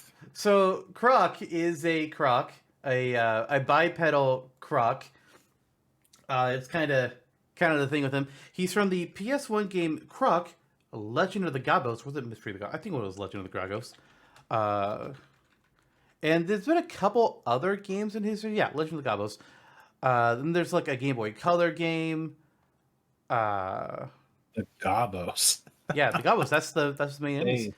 They look Um, funny. Croc, and then there was Croc 2 or Croc Kingdom of the Gobos, which was also on PS1. Croc, though, I don't know if it's true. I don't even remember where I saw this. It might have been on the Croc Wiki. I don't remember. I saw something about how like Croc was originally pitched as like a Yoshi game, or maybe it was like going to Oh, be pitched as that, but then they changed I've it to heard become that. just this green Croc guy. Mhm. And I don't know the accuracy on that or not. It's just like some random thing I read somewhere. I remember seeing it. But he's pretty simple. It's an early PS1 3D platformer. You basically have a stomp and a tail attack, and that's more or less what Karak has that he can do in the game. He doesn't really do much more than that. He can jump really high. He can somersault. He's the hero of this game, just trying to save the Gabos. Why is Croc Legend of the Gobos an adaptation of the story of Moses? I'm sorry, what? Yeah, I'm reading the origin of. So, King Rufus, the leader of a furry race of creatures called the Gobos, is watching the sunrise over Gobbo Valley when he sees a large woven basket carrying a baby crocodile floating down the river. Initially suspicious of the young crocodile, but ultimately won over by its innocence, King Rufus and the Gobos decide to raise it as one of their own and teach it the ways of the Gobbo.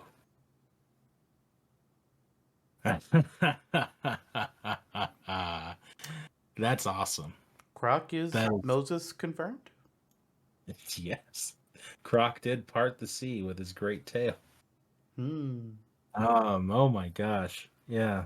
Better hope that Croc comes by with blood and the door. I forgot how it went. But how interesting. I've never played Croc, but I mean I would like to. It seems like one of those like slightly above average platforming things that were everywhere back in the day. Like there were collectathons everywhere, everywhere.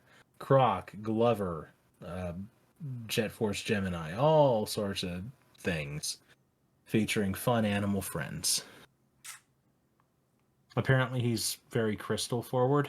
He We're has crystals that he can throw around. we're very animal forward here. Yeah, yeah, yeah. And he has a thing called Beanie. I'm assuming that's a gobbo that lets him fly around. Beanie is a little bird. Oh, okay. When you reach the end of a level, you hit like a giant gong that has Beanie pictured on it, and that's how Oh, you nice. end the level. Nice. Yeah. I don't like how this user. I'm reading a DeviantArt moveset on Croc for Smash right now. I don't like how this user worded this. Oh no. Shinbra, thank you for your help on Croc's origins, but you also worded the Kirby hat. When Kirby sucks in Croc, Kirby will gain Croc's head. I mean, that would be the Kirby hat. It would be Croc's head. I mean, I don't see what's wrong here. Users who get it, drop a word in the chat. Wink, wink. What? It's a double. Anyway, yeah, that's Croc. Is it? Have you played Croc? Like, is Yeah. that something that you played as a kid? Yeah. My brother and I, we played Croc on PS1 back in the day. We didn't play Croc 2. We only had Croc 1. But I remember, I don't remember very much of the game. I remember like the basics, like, stomp tail. But then I remember the secret boss of the game was easier than the final boss by far. It was a fucking joke. And that's more or less my memories of Croc, Legend of the Gabos. And I was like, I can include 10 random characters here for this. Let's have Croc. He won't Why get the hell spun. not? Ah, bitch. Yeah, I do like what Shinbra came up with the Palutena's guidance they randomly wrote here, where Oh. it starts up with Pit saying, "What's up with Yoshi? He looks different somehow." It's like credit where credit's due. That's pretty clever, given all the origin you just talked about. Yeah. Yeah, okay. Well, again, it's totally unoffensive 3D platformer. Kind of a dime a dozen back then, but it sure as hell's better than Billy the Wizard and Ninja Breadman, Anubis the Second, whatever the disco rock kid one was. Yeah, I like it. DK Jr. This feels like Across the Spider-Verse already. It's like, let me tell you my story another time, or however they start out there. Freaking. Listen to my story. This Yeah. might be our last chance. Okay, Gwen, let's get right into things. That was a Final Fantasy X reference, actually. Yeah. Oh. It's DK It's the Jr. opening cutscene. Nice. I need to play Final Fantasy X. Maybe not 10-2 from what I've heard, but 10 definitely. No, play 10-2. 10-2 is great. Okay. Well, is that the one? Don't try to 100% 10-2, however. Okay, gotcha. Although do. It's on Switch. It's on Switch collection. Is it on Switch? 10-2 is on Switch? Did they release on the same cart? Yeah. Okay, so the 10-2 HD collection. Gotcha. Mm-hmm. Donkey Kong Jr. is from Donkey Kong Jr. He's a character that is a small primate in a tank top that says Junior on it. Well, in big J. gold letters. Yeah, that's true, J. And there just wasn't enough room. The J took up so much space. It really I know did. a thing about that. He is I forget. It's the Kong family lineage is a little kooky. So Donkey Kong from Donkey Kong Arcade is cranky now. Yes. DK Jr. is the current Donkey Kong from Donkey Kong Country's father. Okay, yes. DK Jr. is the son of Cranky Kong and the father of the modern Donkey Kong. Because back then, Cranky Kong was just Donkey Kong, so this is Donkey Kong Jr., his son. What the fuck? Yeah, I know. Technically, that means Donkey Kong is Donkey Kong the Third. Nice. Something you have in common. Yeah. Donkey Kong.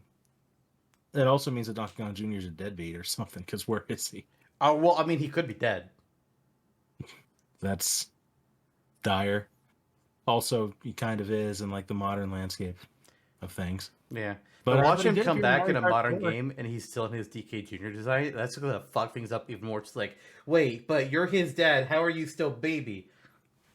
Time traveling Donkey Kong Country. It's about time. Crash Bandicoot just did it pretty well. Ratchet and Clank. Well, Crash Bandicoot.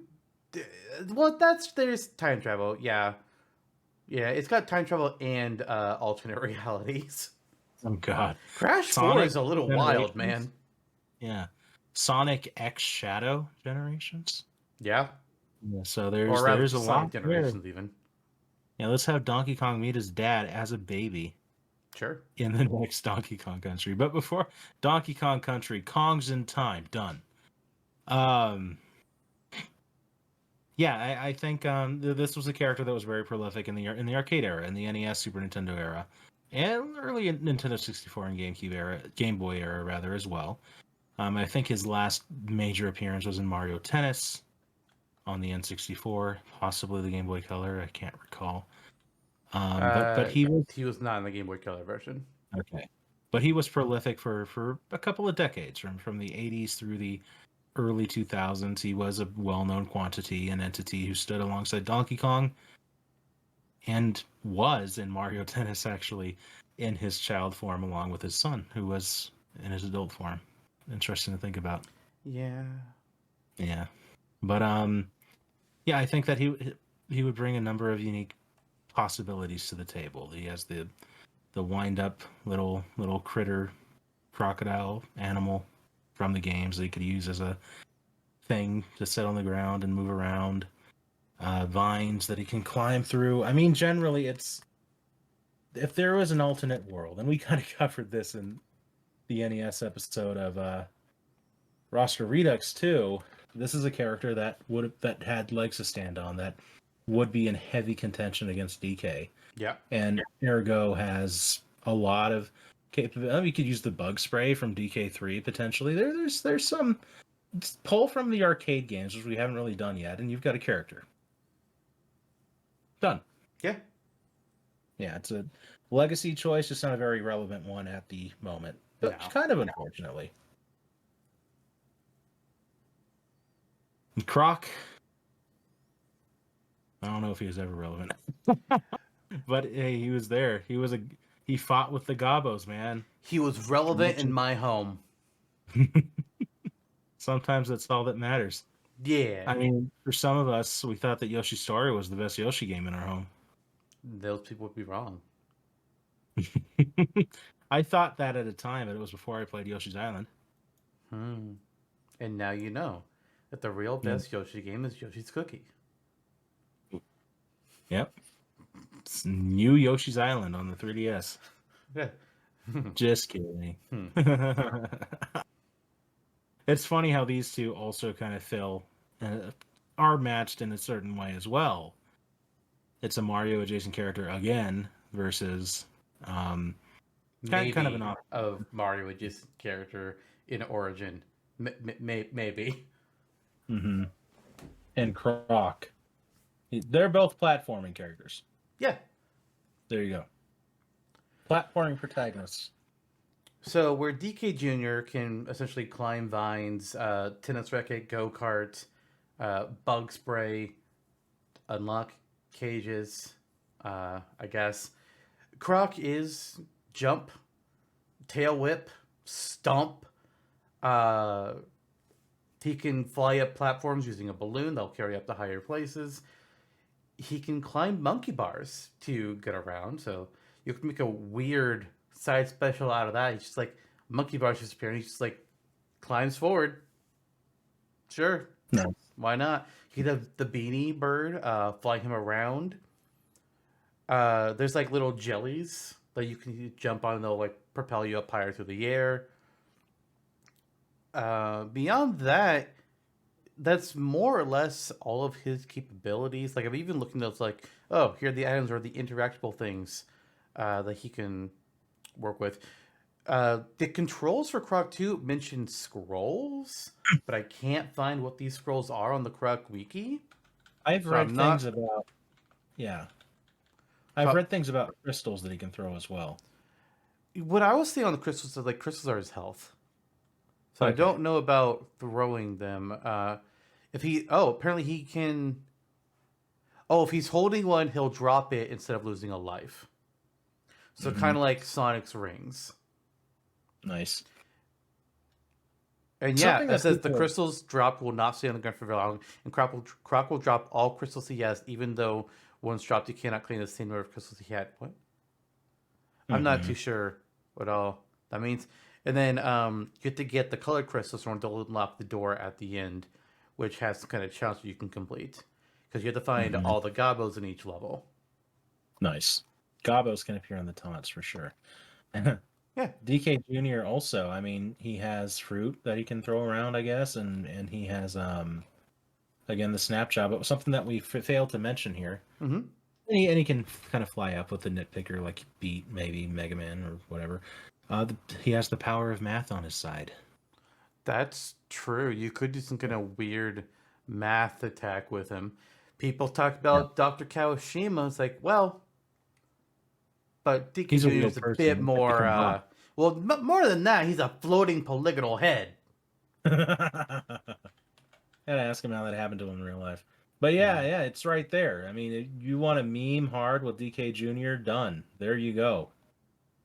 That would be pretty great. Oh, scroll inventory isn't an inventory of scrolls. It's scrolling through your inventory.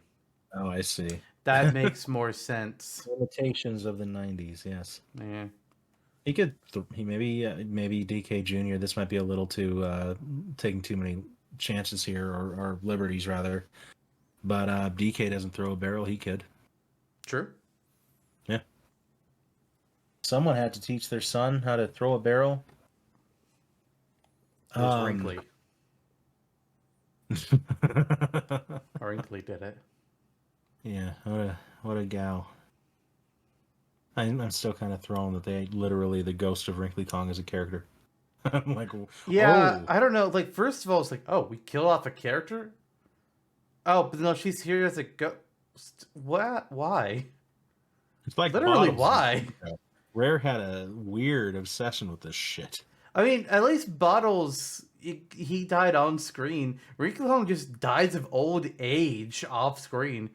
Bottles gets murdered by Gruntilda. So it's like, okay, there's our threat. Wrinkly Kong's just like, yeah, we decided to kill her off. It's like, okay, but we also still kept his characters like, okay, what? Why? I will say to the Wrinkly Kong point, what the fuck?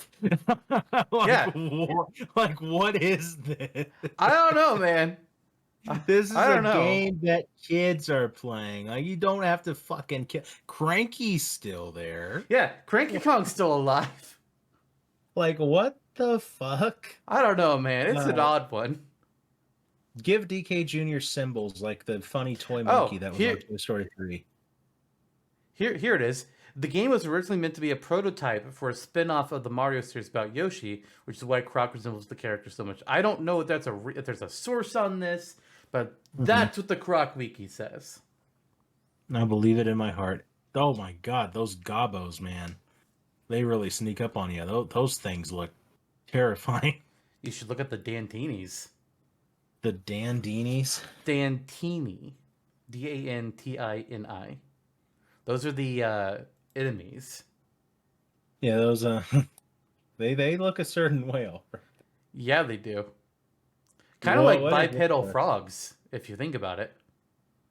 They kind of are. One of them looks like he's wearing a jester's hat.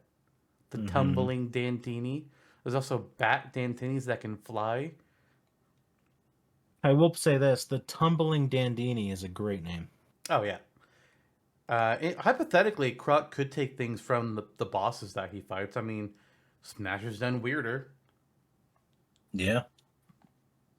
Croc has an enemy called Demon Itzy. What? But yeah, that's one of the bosses in the Ice Island world. Yep. I'm trying to load up all of them right now because yeah, there's Tootie the Feeble, which just chases and waddles around after Croc. Flibby, who is a punching ladybug. Okay. So, that's pretty, give him a little bit of boxing, I guess. Chumley, the Rocket Man. He's got a rocket on his back, so for use as a jetpack. So, he could have the rocket pack for an up special. Yeah. Itzy, the Ice Demon, kind of looks like a Yeti of sorts. Mm-hmm. He can, when he bumps on the floor, attack him, and he will split into two smaller versions of himself. One of those. Neptuna is an aquatic enemy that has a trident, and I think can even use like electric magic. So, more electricity. Cactus Jack is a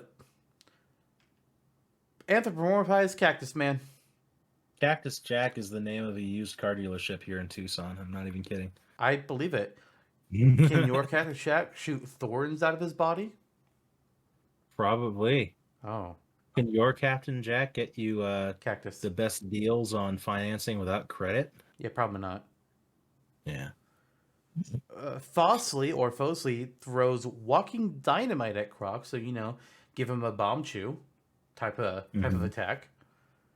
And then the main bad guy is Baron Dante, which I'm trying to see what all he does. He slams his fist on the ground to create shockwaves, or just ram at Croc or fire bolts of magic.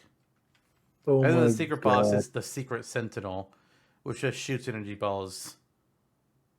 Who you said was easy as pie. Yeah. Mm-hmm. It's very simple to beat him. From my memory.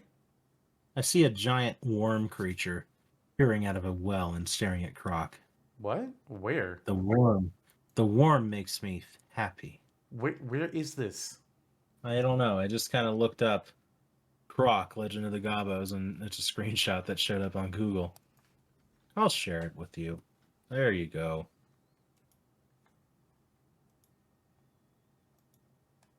Oh.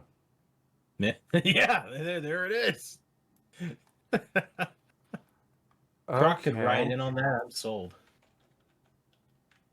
Worm in a well. A worm in a well, or a giant worm, is a common enemy in Croc Legend of the Gabos. They are giant pink Oh, worms with segmented bodies that reside in green and sometimes brick wells. These monsters will half exit their dwellings and attempt to bite Croc when he is close. So they're piranha plants, essentially. yeah. They're piranha plants from Mario 64. The the one That's where a terrifying picture you just sent there. yeah, That is the one scary. where he's looking at him straight down. Oh, apparently they are invincible and cannot be harmed. Oh my god. You have to run away until the worm dips back into the well, and then quickly jump back into the well to see what's in the well, because you can go inside them and explore. Mm-hmm. So I take it the worm just probably doesn't follow you down then. No, no. Okay. Like Oh my like how god. like in Mario 3, you can just jump in the warp pipe of the piranha plant Yeah, and yeah, go into the yeah, yeah. secret area. Oh, buddy. Oh my gosh. That worm. Those were the original Gloom hands. Like Okay. the way they look. So in a way it kind of looks like Yoshi too, actually. There's also Professor Gabo. He's a he's a professor. Oh my god. Yeah. Yeah, But yeah, the era really speaks to this game. It's pretty funny. it's I don't think we will ever see any remasters or anything of the sort for Croc. Now we I did get Ty the Tasmanian Tiger 4, so you can't ever be too sure. True, but Dude, I'm just gonna I say love probably not. I love how I looked up Professor Gabo and the first several results on Google Images were literally like a real man named Emeritus Professor Gabo, who is a real person who is a professor. Argonaut Games, the creators of Croc, uh, went defunct in 2004. Mm-hmm. Oh, well, if Wait, they helped Microsoft's work on Star Fox? They helped work on the original Star Fox. I guess that could explain why they had a pitch for a Yoshi game. They already had a relationship Mhm. with Nintendo. Yeah, that's true. Maybe Try, Gabo, yeah. I'm trying to see if I can Ga- find out like who ended up getting their stuff. Maybe no one. Maybe no one yet. Yeah, they it might be that nobody has them. We could buy the rights to Croc. They also worked on Star Fox 2, so technically they have a new game credit, and for 2017. The last game they ever released was Catwoman, the game, Oh which was god. based off the Halle Berry Catwoman movie. Oh my god. Oof. Yeah, sorry guys. They made Bionicle games. Nice. They made the PS1 Harry Potter games. Oh, those were good. Those were good. Huh. 10 points to Crocodor. Gabo, the Kingdom of Gabo. They made Stunt Race FX and made X, which got content in Smash. Mm-hmm. Huh. What the hell happened to your properties? Who owns Croc Legend of the Gabos? The world may never know. Oh, wait. I think I found it. Who? The IP owner is Jazz San, the CEO of Argonaut Games. Even though they shut down, he still owns the rights to Croc. Huh. He told IGN in 2020 that a Croc remake is definitely a possibility. I mean, if he One, wants to. one Looks day like I'd he like might to... also be connected to Ninja Theory, possibly. Oh, weird. He said, one day I'd like to remake it. I get inbound all the time from folks that want to do it. So I guess there's interested developers out there who want to help him. This is He one thing. works at Ninja Theory, so I guess Ninja Theory would be the ones to make a Croc game. Nice. Which means Croc is Microsoft now. Fuck. We get Croc before Crash. We get Croc before Master Chief. Holy shit! What? Croc and Senwa's Saga Hellblade 3. This is Legend of the insane. Gaba. This is pretty funny. What a history lesson we just went on. My God, see, this is the great thing about Smash Dash. We learn crazy things. Wow, Ninja Theory had a dark era too. They made the Devil May Cry reboot. I'm sorry. Yeah, me too. Anyways, I think we've deliberated enough. Who are we voting for here for the Smash Dash?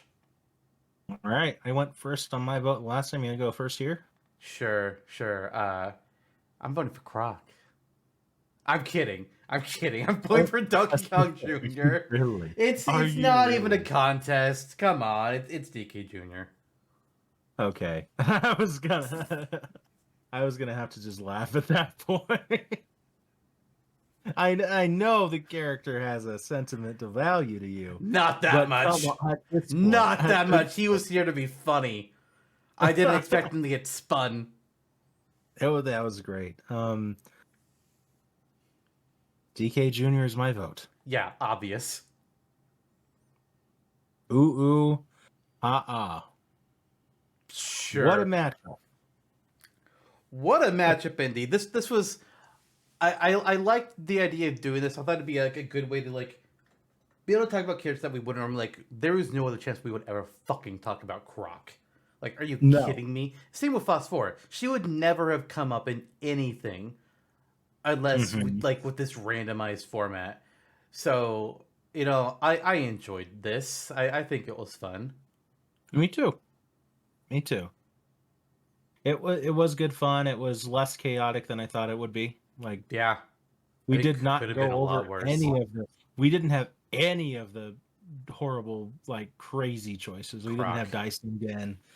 Croc wasn't terrible. We very nearly had Dyson again. It was so close. Poor Mwamba too. He almost got there. He almost did. Well, I guess he'll get his chance another day when we do this in another season. It's I true. feel comfortable Because like, you know, yeah, if we can do this in further seasons, and we can have the same characters on the wheel, or we can remove them and put new ones up there. Totally up to us when we get to there. Yeah, I think so.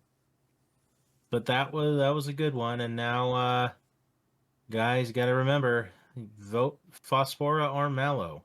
Yeah, which weather-based character do you want to see in Smash? It's either Mallow of Super Mario RPG fame, or it is Phosphora of Kid Icarus Uprising. DK Jr. is already making it into the Tournament of Champions later this season, but which one of these two would you put in Smash? Let us know. Totally. Let us know. Stay random, friends. Until next episode. Which, next episode is an interesting topic, actually. Because, you know, this season we've been doing roster redux, which we've uploaded the week following every Smash Bros. Episode this season, going from just as we like remake the Smash Bros. Roster, imagining what if started with the NES. But we're going on a bit of an intermission. There's going to be a bit of a gap in between the GameCube episode that we did and the upcoming Wii episode that'll cover Smash Brawl. So next episode is actually going to be a bonus Smashtopia. That's weird. But what's interesting about this Smashtopia episode is kind of like with this Smasher Dash, we did not know at the top of the episode what character we were going to be making. We threw some characters onto a wheel to spin out some options. Well, to spin out a character rather, and we made a moveset live in the moment during the episode for that character. Of course, we made it a little bit easier to ourselves. We limited it to just new Pokemon It's going to be a Pokemon special, which we haven't done in 2 or 3 seasons since Toxtricity. Mm-hmm.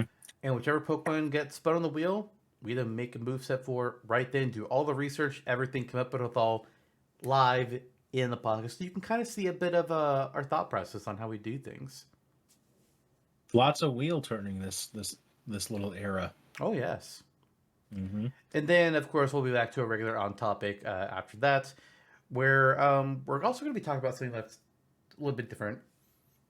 A couple seasons ago, we picked out a franchise that has no connection to Smash. We were just like, what if League of Legends got into Smash? And we just kind of talked. We had a couple guests on, and we chat about some characters or what League could bring to Smash if it ever was to bring content over. And we're going to do that again, not with League, but with a different game with no presence in Smash and another guest. Only one this time around, though. What game will that be, though? What franchise? I ain't telling. You'll find out when that episode releases. Yeah, we are gonna be in for a lot of fun. Oh yes. Also, from Data Design Interactive, I spoke about this character briefly earlier. Ninja Breadman, Billy the Wizard, and Elviz. That's who I was thinking of. Oh. I don't know why you brought them up. That was like, what the fuck? What are we talking about them? They're talking about how platformers of a certain type have really not done well recently. I mean, those were Wii games, and they were all skins of each other, except for Billy the Wizard. He was a little bit different. But yeah, what a guy. Glad we know so much about these games. I'm not. Anyways, that's the end of this one. Tell us who you want to see between Mallow and Phosphora, and we'll hopefully remember to give you the results a little bit sooner in the next Smash Us episode than we did this time around. We'll see. Hopefully so. Hopefully so.